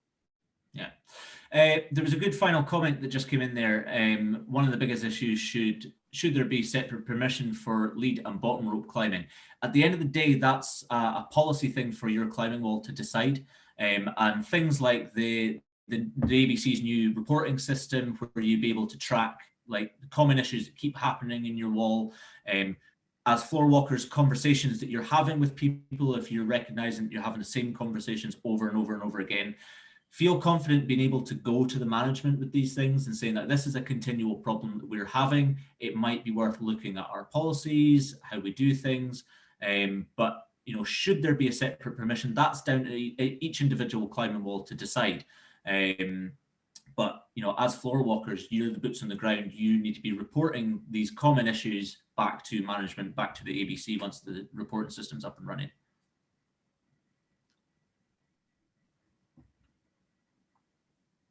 How often should walls be training their staff on floor walking safety?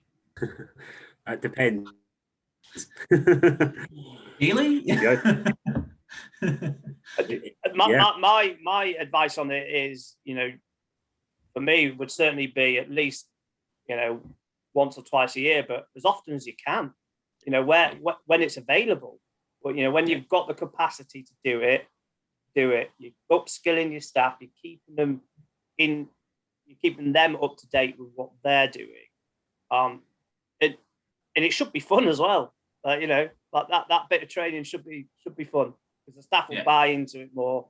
They'll encourage climbers to do the right things more often if it's more fun and knowledgeable. Yeah. I mean, budgets often vary, and so do walls. I mean, a large commercial wall is likely to have to be able to spend more money on larger, longer practical sessions for staff. Yeah. The smaller wall with a much smaller turnover of staff, or a less skill base, or a lower customer turnover, will have less budget, will probably need to do less of these grand day set pieces. It's not saying they should ignore them, but you can also look at little and often. Do you have a staff newsletter? Is there a top story of the week from the floor walking team? Is there a discussion of an incident? Many years ago, I had an incident with two children both belaying on Grigris, where a child ended up hitting the ground. And I went away that weekend and was asked by the manager just to put an hour into writing it up and what I'd do differently, what lessons I'd learned from it. Do you have a lessons learned capturing thing? So it's not just the whole staff team big day training thing, which is great, but costs. It's how can you access the little and often lessons for your team and keep dripping it away, keeping it at the front of the brain, keep challenging and asking the questions. Yeah, absolutely. The staff, actual physical staff training people on the ground is one way of dealing with it. And as Al said, that could be happening through WhatsApp groups, Facebook groups, and that depends on the size of your wall. Certainly I've got a smaller wall, so it's easier for me to reach my community of instructors quickly. And then I'm dipping in to each instructor and I'm able to see them over a week basis. But on a bigger wall where something has to be coming up from further up the chain, trying to get access, get to everyone and get that through effectively can be more difficult. So it's generally more effective in that point to have staff training sessions. So really have a look at what your staffing group is and what's the best way to approach them and act them. But having different methods of doing that and to back up those common the learning points through different means is really important. So you've got a few ways of getting it through, making people feel aware of what the change is or what we need to keep current on. There was a question from the earlier session that I'd like to just go quickly back to, if that's all right with everybody. There was a question, is there an appetite to run safety days at climbing walls where practices can be discussed and reviewed? in kind of non-confrontational environments, encouraging people to come along and kind of talk about their skills, chat about new methods and stuff. And the incident reporting system that the ABC are coming up with, the feedback from that will be brilliant in that kind of environment. Obviously, in the comment, there is the trouble is that it might not reach the people that you're wanting it to reach, the people that consider themselves too experienced for this kind of thing. But I kind of just wanted to tackle that and say that Mountaineering Scotland were in the process at the start of 2020 running pilots for a better belaying workshop, which is exactly around this kind of topic, you know, challenging methods and good practice and perfect practice, that kind of thing. And we actually got really good engagement from experienced climbers in what we were doing. So I think, you know, being able to run safety days, whether it's a big national thing that we can all get involved in, or whether it's just safety days inside your own climbing wall, I think you'll actually get people very interested in kind of engaging with that kind of thing. And one of the tactics I took was deliberately inviting the experienced people to join in with our sessions, with the pilot sessions, because from the outside, for newbie climbers or new climbers, they see the experienced people going through this, and they're much more likely to think that this is something that they should also engage with as well. And it's a really good way of getting the experienced people involved, getting them thinking that they are representing perfect practice, and allowing them a chance to kind of tackle their practices as well. And there was a comment left in there saying that using terms like old school are maybe not the best terms to use. And you know what? Actually, I'm going to hold my hands up and say, yes, you're probably right. Me using the term old school is probably not the best way to go about this kind of thing.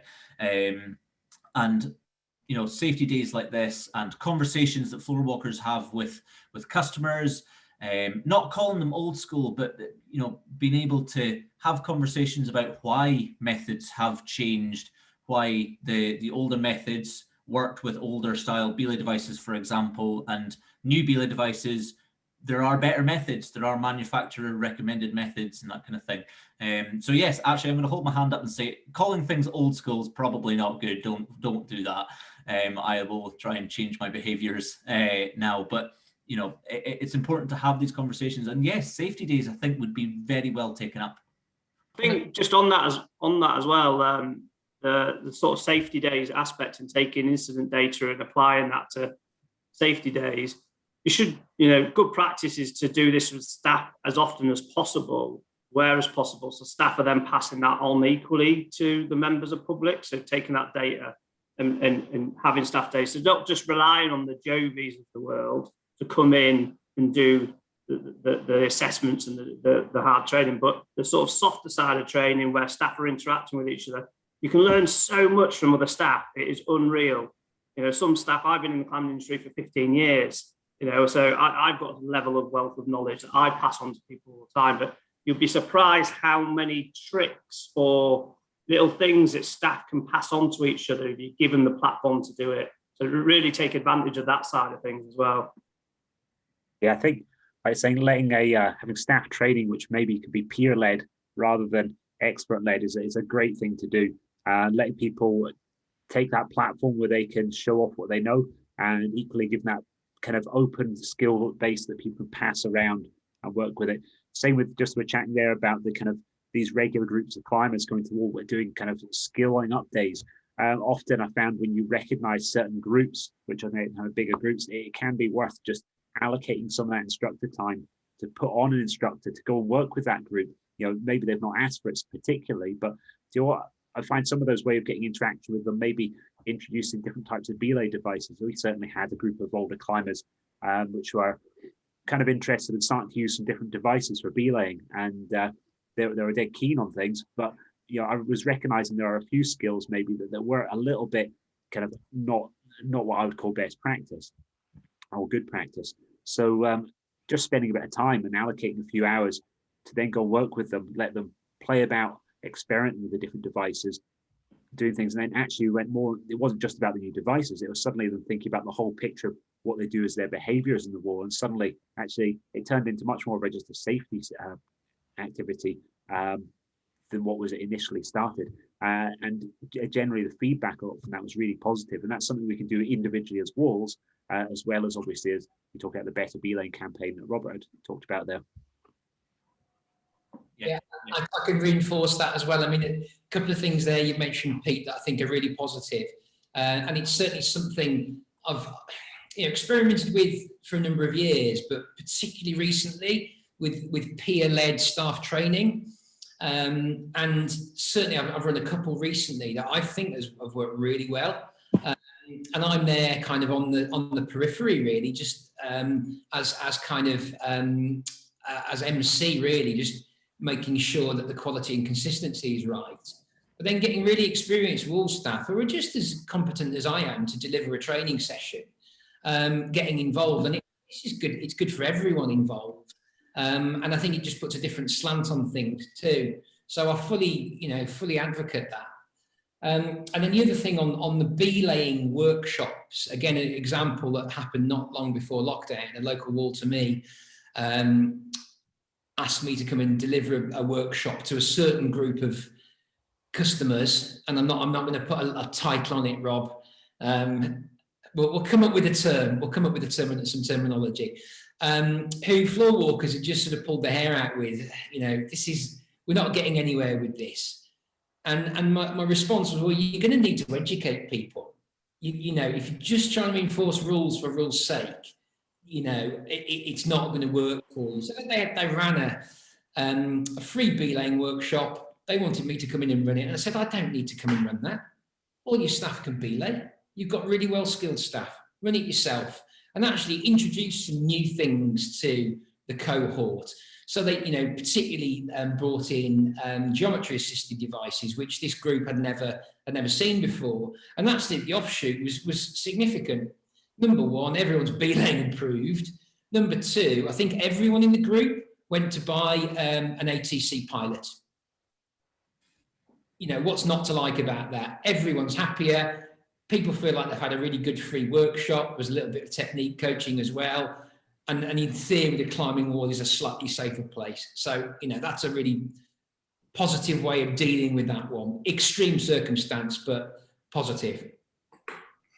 Yeah, for sure. And like I said, and what Joby's just said there is the experienced people that we often have trouble with sometimes as floorwalkers discussing things with, the ones that maybe you'd think wouldn't want to engage with something like that. They are actually really keen and getting involved in this kind of thing, if the opportunity is there. So yeah, absolutely. And it is, like Joby said, it's something you can run within your climbing wall for sure. There was a question there about the ABC safety card that I know Scott wanted to quickly mention, did he? Or not? No, we can talk about it. So yes, we are releasing a climb card. A product called Climb Card in the future, which essentially, I won't go into too much detail, but if you want more detail, get in contact with me. I don't want to go off topic too much, but essentially, the card says that you've passed a standard of test, so a minimum standard of test at this wall. Can you be accepted into another wall without doing a minimum standard of test, so on and so forth, using this card? And that's something we're trying to introduce to bring at least a minimum level of standard across the board. So feedback from walls is varied. I'm not going to accept the test being done at this wall, at my wall, because I do a harder test than them. So we're working through some of them kinks. That I think the bottom line of it is there's two things why we haven't released it. One is timing. This card encourages people to move around walls. Actually, right now, it isn't the time to be encouraging people to move around the country in certain things. And secondly, we want to make sure that what we're producing is correct and it's right and it's at the right standard. There certainly is from the insurance side of things. Insurers are certainly saying that there is a minimum standard that every wall adheres to. It certainly is better for the industry when it comes to premiums. So we're working through stuff like that. Joby, we've spoken to Joby, we've spoken to Nate and the various others. So we are continually doing this, and it is something we're looking to release in the future. but it's got to be right, and it's got to be on point, and it's got to be needed and reflected for the industry as well. So yes, is the short answer. But if you want more information, come back and speak to me. Yeah, for sure.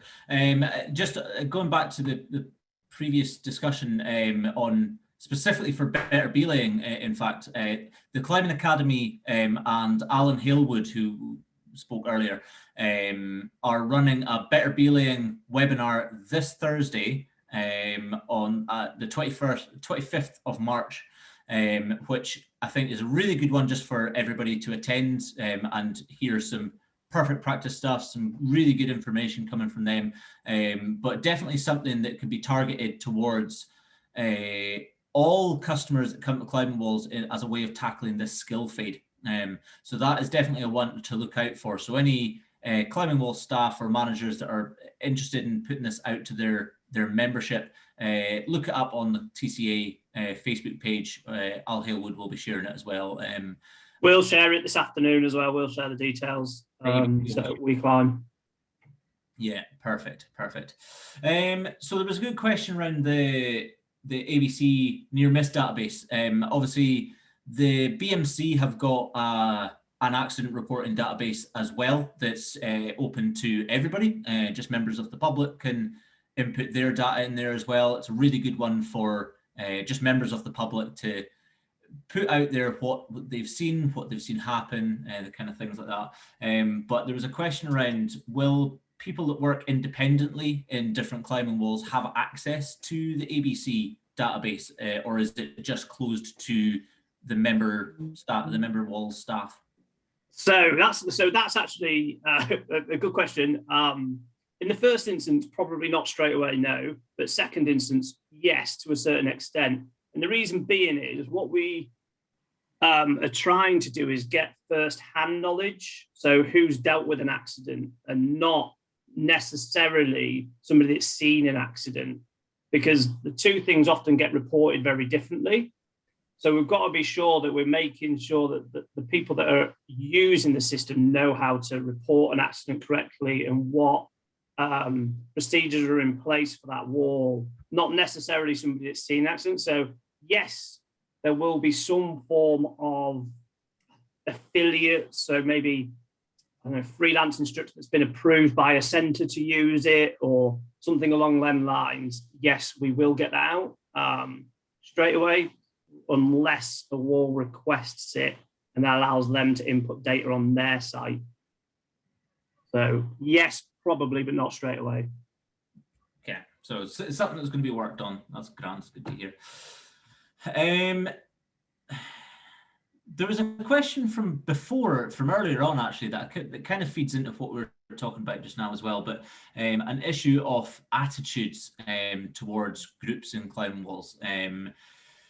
Customers more likely to encroach on or try to pressure youth groups, youth sessions like NICAS sessions and stuff, or birthday parties, seeing them as more of an annoyance, whereas they wouldn't act the same way to an adult introduction session. From a floor walking perspective, how would we go about having these discussions with customers? Who wants to start this one?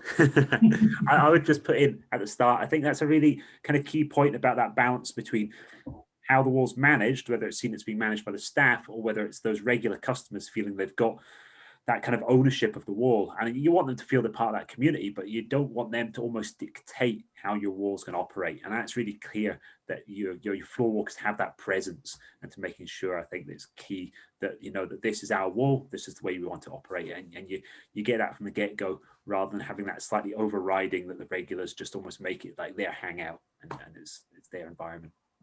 I think to add to that as well, like the confidence thing's really important. And that's sometimes got to be driven from management as well. So you've got to have confidence your management are going to back you. As long as you're following what is written in your operating procedures or how you operate, and you're following that to the T, be confident that your manager will back you, because that's their role. Their role is to support you doing your role. So just make sure, most things I know their managers will do that. So don't feel that you're tackling that alone, you've got the support of the centre, the weight of the centre, so to speak, on your side. And again, we used it quite a lot last time. It's a privilege to come climbing in our facility. Yeah, that's a privilege that unfortunately can be taken away if needed. Yeah, absolutely. I think that's a big message to be able to put out to climbers that use climb walls as customers, is that it is a privilege to come in and use these facilities. These facilities can only be open if they operate in a safe way, and they all have policies and procedures in place to make sure that their centre is being used in a safe way. And if a customer comes in and is not following those policies and procedures, then they will be spoken to by floor walkers, by centre managers, whoever it may be, and those privileges may be taken away if they refuse to act in the way that the wall needs them to act. And that goes for any safety practice, not just COVID compliance kind of things. Obviously, COVID being the one that kind of highlighted this recently, with if customers aren't following the COVID guidance, then HSE can come in and shut the wall down anytime they like. But that goes along with safety practices and everything as well. So yeah, just be confident as a floor walker that you are acting within your policies and procedures of the wall. You're there to enforce that, and you've got the backing of your management as well. There's a good question came in. Who would be liable in case of an accident based on a person that was signed off when they shouldn't be? And I think Joby wants to come in on that one. Yeah, I mean, I'm just sort of reading between the lines on that question. It's a sort of question back from a question. Yeah. I assume that question is surrounding a member of staff that has been signed off as competent by an appropriately experienced person, which is generally what the insurance cover will ask for, isn't it? Now, we tend to, in centres in the UK, we tend to refer that person as a technical advisor or the technical expert, but generally insurance cover, appropriately nominated person by the management.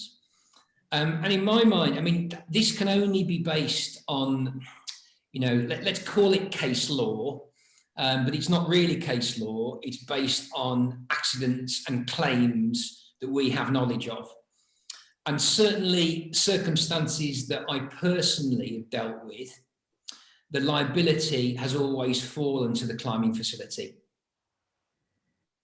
So that hopefully answers your question. It doesn't necessarily, I've never dealt with a situation where it's fallen to the individual, even when there've been degrees of negligence in line of not following procedures or risk assessments. I've not been in a position where it's kind of fallen to me or one of my team as the TA. It's always fallen to the wall and the management of the wall, who ultimately, they're deciding whether that individual is appropriate and competent. Qualified doesn't really come into it, but are they competent to be able to perform the task? They're probably going to ask someone to verify that externally, but ultimately it's up to them to kind of deploy that individual. So in my experience, it would be the facility that would be the one who would be responsible for that. So Emma's just updated that as well, though. She said, in regards, if the climber signed off on one wall and has the card, has an accident in a different centre. So that is actually something we're working through at the moment with insurers, and where that liability stands. I expect, actually, it's probably stupid of me to say right now, so it'd be a difficult one to answer. So we will get that clarity before it is released. And they're the things that we're working on right now to make sure that it is plausible, make sure we can deliver this, not, just go and deliver it and see what happens. Yeah, good question. Yeah, for sure. Like this is still being developed, and when all these answers are there, the ABC will be putting all this information out there for sure. Another good one regarding groups, kind of this is going back to customers encroaching on youth groups, feeling they're a bit more of an annoyance than adult intro sessions, that kind of thing. Groups of children entering an area and taking over the area, so it works both ways. Absolutely, it does work both ways. Yes, if an instructor brings a group of anybody into an area and lets them run riot and is causing issues or distractions or anything to any other climbing user, then that is absolutely going to be annoying, and it's in the responsibility of the group leader to keep that contained, keep that in control. And so yeah, a bit of respect is definitely needed both ways. If you see that your group is becoming an annoyance to another customer, then you might need to tighten the group up a little bit. But at the same point, there needs to be a bit of respect that those kids that are coming into that climb wall in that group have just as much of a right to be there as any of the other customers in there. So yes, you're perfectly right. Respect is needed on both sides. Everybody has a right to be there, but nobody has a right to encroach on anybody else's session. Yeah, and I can just give an example if people find that useful. And this particularly came up as an issue as we were coming out of lockdown 1 in July, with particularly big bouldering facilities, really fretting about how it's going to work. Busy Saturday morning, we've got NICAS sessions, we've got squad sessions, we've got academy sessions, and we've also got a queue of customers going around the corner of the building. We've got a reduced capacity. The groups are going to be on those certain panel angles. We've got some beginners course. It's going to be really tricky from a capacity, annoyance, customers having a good time at the wall, but also from a social distancing and COVID perspective. So a couple of facilities, sorry, that's a long-winded way to say, a couple of facilities that I discussed this with just made a really interesting decision, which initially I was scratching my head about. I thought, that's brilliant. Let's just open early. So on Saturday morning, they were opening at 8 and they were running the NICAS and the squad sessions between 8 and 10. And then normal, competent, independent customers then came into the wall at 10:30 and everyone was happy. So there are different ways of doing things, aren't there, depending on where you are, what you are, carrying capacity, your likely footfall, different days of the week. And I think for those two particular facilities, they'll just carry on doing that anyway, regardless of COVID, because it worked for them. Yeah, I think For sure. I suppose just add to that, the only thing that's slightly different is when you look at those groups coming in under instruction, we've got to remember that although we all know about climbing, we know how our walls work, people we're bringing don't necessarily. So the regulars know how the wall works, and they sort of maybe sometimes forget some of those things and kind of push it towards the way they want it. But those novices coming in are not going to be educated maybe to how that wall works. And certainly when I see that reference in my centre, and I think, everyone really, we can take it for granted. You go into a swimming pool, there's certain things you expect. Okay, it's almost expected that people know how that works. But when people come into a climbing wall, there's a good chance that some of those people who have never been there before won't really understand what's going on or how it's working. So preemptive, make sure that briefing at the start is relevant to the people that you're working with, making sure that you can help them to understand what this is and how it works and how we're going to operate and what we'd expect from them. And it prevents the problem happening in the first place. Yeah, for sure. And it kind of feeds into what Pete was saying in the morning about Floorwalker when the wall's busy, having conversations with customers, saying like, this group's coming in, they're going to be using this part of the wall, this is how long they're going to be there for, and we'll move them on, there's a quieter area over here. So yeah, having conversations, and that goes for floorwalkers and group leaders as well. If a group leader comes into a busy bouldering wall, saying to customers around them, saying, we've got this group, they're going to be here for 15 minutes, we'll try and keep it to this area, and then we'll be out your hair. So yeah, being proactive, having these conversations. Don't be afraid to have these conversations, for sure. And sorry, I always have to chip in. Social media can work as well. There's a big group coming in on Wednesday afternoon from a local college. Why not put something on the Facebook page and say, just be aware, we will be in the Blue Bay and probably all those lines will be taken up between 1 and 3 because there's a big booking on Wednesday afternoon. You know, again, it's giving people the information, isn't it? Like you say, Rob. Yeah, for sure. There was a really good question from last week that I kind of just wanted to touch on, because I think it's something that a lot of climbing wall instructors, a lot of floor walkers might not actually know is a thing that happens in our industry a lot often. There are a few really good examples of this, but the lessons that we can learn from it can affect all of us here. So in some facilities, the floor walkers aren't qualified instructors. And I know we touched on this slightly earlier. There might be leisure centres where the floor walkers might just be reception staff who aren't qualified, who maybe have had very little training in these kind of safety aspects and stuff. I know Peak, perfect example here. The Peak is exactly like that, where a lot of the time there's no qualified person in the building. It's reception staff that are kind of in charge of that.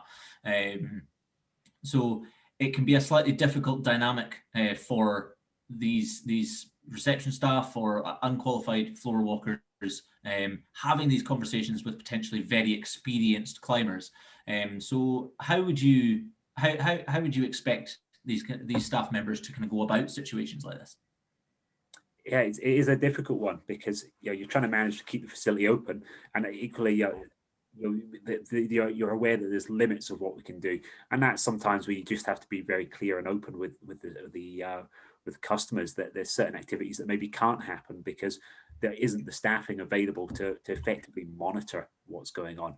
And so that's when we may be having to put these harder lines in what we do at the wall at certain times. And so certainly we've had periods where we've had to really adjust, certainly over with COVID measures, that we've had a very limited opening policy, and we've had very few people allowed to go into the wall space because we're limited by a floor space. So we've had to go to an operation that is just auto belays and put in a specific rescue in place so that this will operate, and it will mean that we don't have to have a qualified instructor there, but we do have someone there that's able to perform an adequate rescue that's going to make sure that the climber can go ahead safely and customers can access the wall.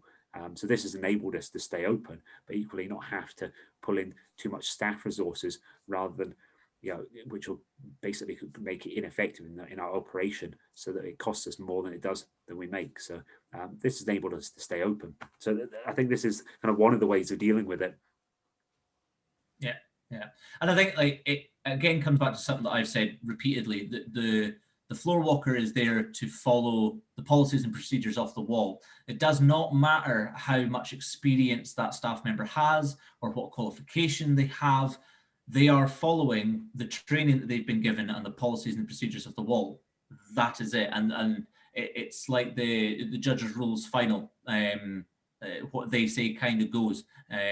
So have confidence as that kind of staff member that when you're following the policies and procedures off that wall, you've got the backing of the wall behind you, the backing of the managers behind you. Feel positive and confident having those conversations, for sure. I mean, it all boils down to competence, doesn't it? This is it. I keep going on, folks. So, probably some of the most skilled floor walkers that I see don't hold a qualification, and that's not poo-pooing qualifications, but they've got the right skills and experience to be able to deal with that facility. Now that might be, a small leisure centre. There's a bouldering room, the old squash court, and it might be the limit of what a floor walker can do there is to go and do a head count and make sure nothing's on the mat. That might be all they need to do. But then you take it through to a massive multi-purpose facility, they're going to need far more skills, and they're going to need to be more competent. I think a really good question that came in just now, actually. Do we think climbing walls should ask freelance instructors that use their facilities to come in before the walls can reopen, to maybe go through their own skills, their own procedures, maybe do some rescue training, but look at the policies and procedures of that climbing wall? I currently don't work for a climbing wall. I would be in that freelance instructor bracket. And yes, absolutely. From my perspective, I would love to be invited into a climbing wall to kind of go through what that climbing wall's policies and procedures are, how they may have changed with COVID times, updating my knowledge of how to operate in that facility, and being given the chance to practice my skills, because I'm aware that I may suffer from skill fade just like anybody else. I think also you've got to be, as a climb wall operator and owner, that there's still a duty of care on you to ensure that anybody that's using your facility is up to standard and still current is probably the best of the phrase. I would openly welcome being invited into a wall to participate in some training, some top-up training. Any freelancer that potentially wouldn't do that, I'd maybe question a little bit, because walls have been closed for such a long time. Would be my understanding. Joby? Yeah, and I think, I mean, and Andy has just put a really good comment in the chat there that I'm just going to quote because I completely, I couldn't put it better. The inclusion of freelancers in any pre-opening refresher training is really a no-brainer. Absolutely vital, in my opinion. I think that's it, isn't it? Yeah.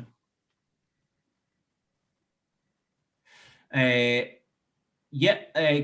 There's a really good question coming here, but I've got one more point to kind of make. Mountain Training, I know, have said to their instructors that it's really important to do some refresher sessions anyway, just either personal climbing or kind of going through your procedures.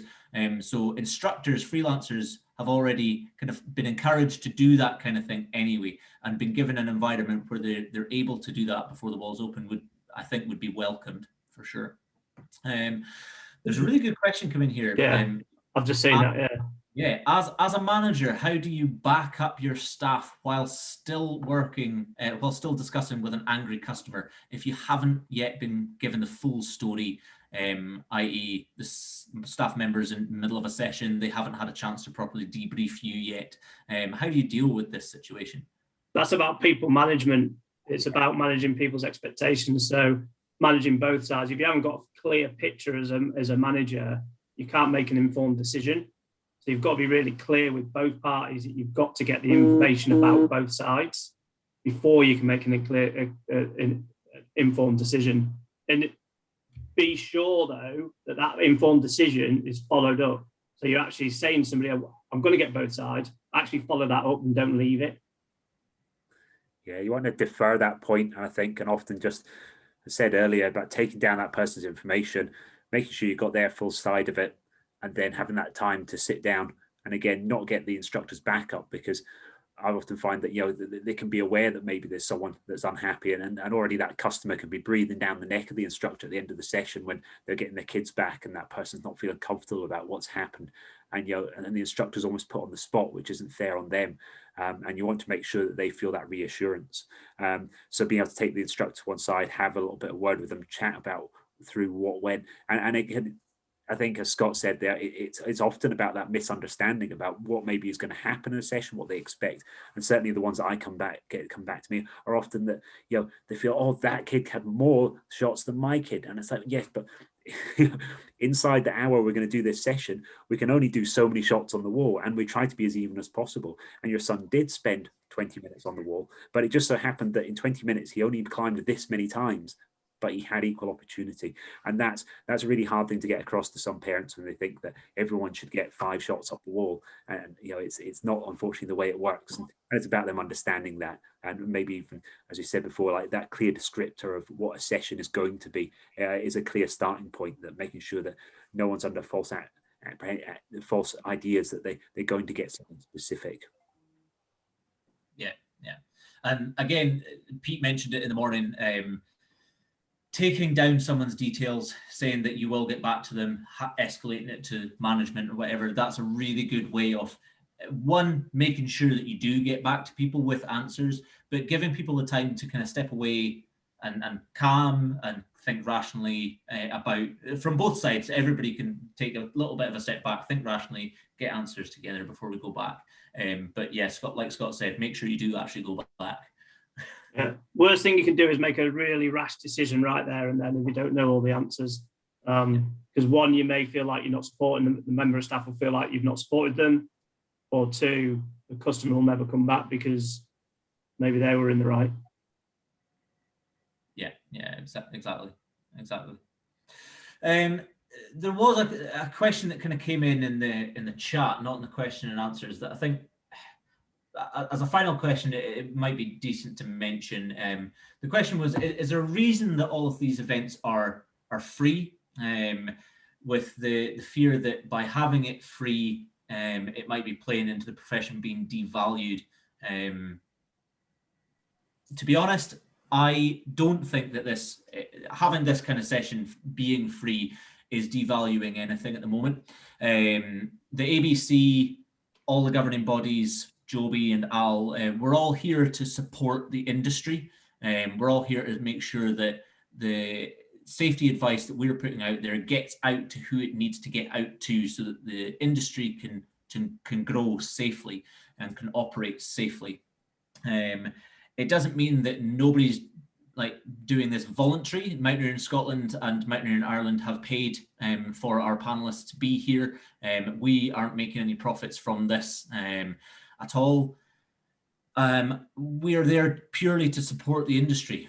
Further training after this, that kind of thing can be paid for. But I think the fact that we have, over these 2 workshops, reached 500 people from climbing wall management all the way down to floor walking staff, to new climbing instructors, potentially a couple of members of the public, with really relevant and important safety information, speaks for itself. If we were to put a paywall up somewhere, we would probably not get the same number. It might only reach climbing wall management level, and it might not trickle down to the people that we really need this information to get out to. While the walls have all been closed for the past year, maybe longer, it's important that we kind of tackle that and try and get some information and some training in some form out there before the walls open. So that's why we've had this free. Yeah, I'd add it, and I wouldn't look at it as free. It's been funded, but just not by the people participating. That's it. I'd add on to that as well, a sort of side issue. 500 folks that we've managed to target with this really current, important, up-to-date information is just phenomenal, however you look at it. And I just sort of question how many repeats and what would the cost be if this was in a room in a climbing wall. And it would, we wouldn't be able to get to as many people. The cost would be huge. Not as many people would get the information. So, that's got to be a positive thing, hasn't it? Yeah, we will be doing more as we go, as we move on. We've got a team meeting tomorrow, I think it is, to discuss the next few courses that we're actually running. And the likelihood is they'll probably be funded as well. They might not be, but there's a good chance that they will be. We're all in this to make sure that walls open safely, and we need that to happen to ensure that our sector and our industry gets a really good kickstart when we can get going. The last thing we need is somebody or something catastrophic to happen in a wall, and the media hear about it or the government hear about it, and there's an immediate stop. That's why the COVID rules were so important and still are important. We don't need to be shut down. Walls shouldn't be. We don't want a wall to be shut down because they're not following COVID guidance, because then there's a precedence, and then other walls could be shut down just off the back of that because one wall hasn't followed the guidance correctly. So yeah, it's not free. It's been funded. My clear answer. And like Joby said, we're not going to get 500 people in a room on the one. Yeah, not during COVID anyway. No. There was one question that has been asked twice now, once in the morning, once in the afternoon, that someone definitely really wants answered. And I think it's something that in the coming weeks, when I write up all the answers to these questions, I can put a little bit more detail, a little bit more flesh onto, but I think it's then worth having a quick chat about. In terms of customer safety, do you think there should be a basic limit of how many sessions can be run by an instructor in one day, so that they're not feeling drained from running large amount of sessions and they're still absolutely on the ball safety wise and everything? I think that that's a conversation that climbing wall managers need to have a discussion about. That's policies that need to be put in place. That's conversations that need to be had with technical advisors and with staff of what they feel their limitations may be.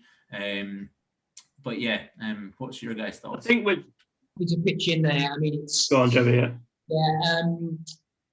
So the answer is yes, but the answer is, we can't give an answer. It's got to come down to risk assessment in conjunction with appropriate folks at your facility.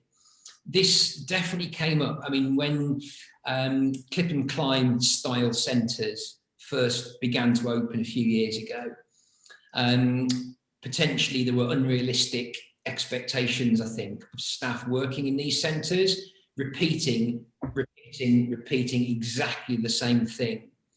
And certainly I've been involved in looking at how to mitigate that and how to mix up the tasks a little bit and how that works. And I frequently, if I'm talking to wall owners potentially, I also cite other industries where a level of concentration is required. Lifeguarding, 20 minutes, time away from the pool. Okay, we're probably not going to be able to work to that in a climbing wall, but it is something that's in place where there's safety critical decisions and level of attentiveness required. So it should be something that's considered, but Yeah. it does depend on what folks are doing, how frequently, the repetition of tasks, and it might be that it's not necessarily a break from work that's needed, but just a different task. Sorry, Scott. Yeah, I worked at an outdoor centre at the start of my climbing career, and a colleague of mine was back to back on abseiling, back to back for a week. And unfortunately, she dropped somebody right next to me, and you could see that she knew what she was doing motion-wise, some muscle memory, but she wasn't paying any attention. And that crept in, so the centre had to change their policies very quickly to accommodate that shouldn't be happening. I think what Joby's just said is completely reasonable, is that there's other tasks to do in a climbing centre. Mix it up slightly. Don't keep somebody on birthday parties all day, every day. Mix it up for them people just to keep them on their toes a little bit, because otherwise, it does happen. We're humans, we're not robots, and that's the reality. Yeah, exactly. I'd put into that, just change that variance. I mean, just thinking that, if I go through the timeline of my wall, when you kind of think about that kids coming out of school, we're kind of starting off with the younger kids, the shorter sessions. Then that same instructor will then move on to a NICAS session. So it's a slightly different age group, slightly different things, different games. Then they're moving on beyond that to the kids squad, which is kind of after that. And then it's moving on to floor walking in the evening and the adults. So every session's different. And it means that you need an instructor that's got a lot of skill base and understanding of working those different age groups and those different sorts of sessions. But that instructor has gone through a whole range of things as they've gone through the evening. And I think that's quite important. Like you say, back to back, same sessions. It makes for a dull session as well. You're going to deliver the same quality on your fifth session as you were on your first. Are you going to just be repeating the same old thing, and you're doing it, with slightly more monotone, slightly more tired? And having that time in between, like 10 minutes, just to go and take your head out of the centre, just go and look and see some fresh air. These are sorts of things all can help. Yeah, and while we're here talking about floor walking is absolutely no different. Floor walking is the same as being a lifeguard. You're having to be on it and watch and pay attention for a long period of time. And if you're there for too long, you can start to not concentrate, like Scott mentioned, and mistakes can happen. You can miss things. So yeah, breaking things up, having that 10 minutes to just go and do something else, maybe doing it in blocks so you can have somebody else come in and floor walk for a little bit would be definitely a good thing to have. But again, these are conversations to have with the point that Pete made was, you forget that as well, though. You want returning customers, right? At the end of the day, you don't want an instructor that's been on 5, like continual back to back. You want them people to come back. You're educating the climbers of the future. So it needs to be fun and enjoyable and safe. Yeah, for sure. Yeah. I think we've answered every question. Yeah, I think we have actually gone through all the questions this time. That's awesome. Cool. Well, I think we should be able to wrap it up there. Thank you, one, to all of our panelists, Alan Halewood, Joby, Pete Nellist, Scott Haslam. Thank you very much for joining us. Thank you for all the awesome information. I think that was really helpful. I think we've gone through a lot of stuff there. And I hope that everybody watching along at home has been able to take at least something from this. And we'll go back to when the climbing walls can open soon. Yay! Feeling a little bit stronger in this. So Yeah. Massive thank you to everybody that's come along and participated in this, the 310 people at one point. Between this one and the webinar last week, we hit around 500 people, which I think is absolutely incredible. We would never have been able to do anything as big as this if we were doing it all face-to-face in a room or a climbing wall somewhere. So thank you again for everybody attending. Thank you for having so much engagement in the question and answer sections. Really good questions coming in, really good comments and advice coming from other climbing wall staff and potentially technical advisors as well. It's great to have these discussions. Continue having these discussions. Converse with yourselves, chat with us, chat with your staff. Thank you for joining. We'll hopefully see you again for another one at some point soon, and we'll hopefully see you guys in the climbing walls soon. Yay! Perfect. Yeah. Thank you very much. And anybody wants anything from the ABC, you've got my details. Get in touch. Yeah. So I will be collating all the questions and answers. Again, I'll send this all out to you. We'll send the video out to you, and we'll get the PowerPoint slides and stuff ready as well. All this will be available to you in sometime in the future. So yeah, just keep an eye out for everything.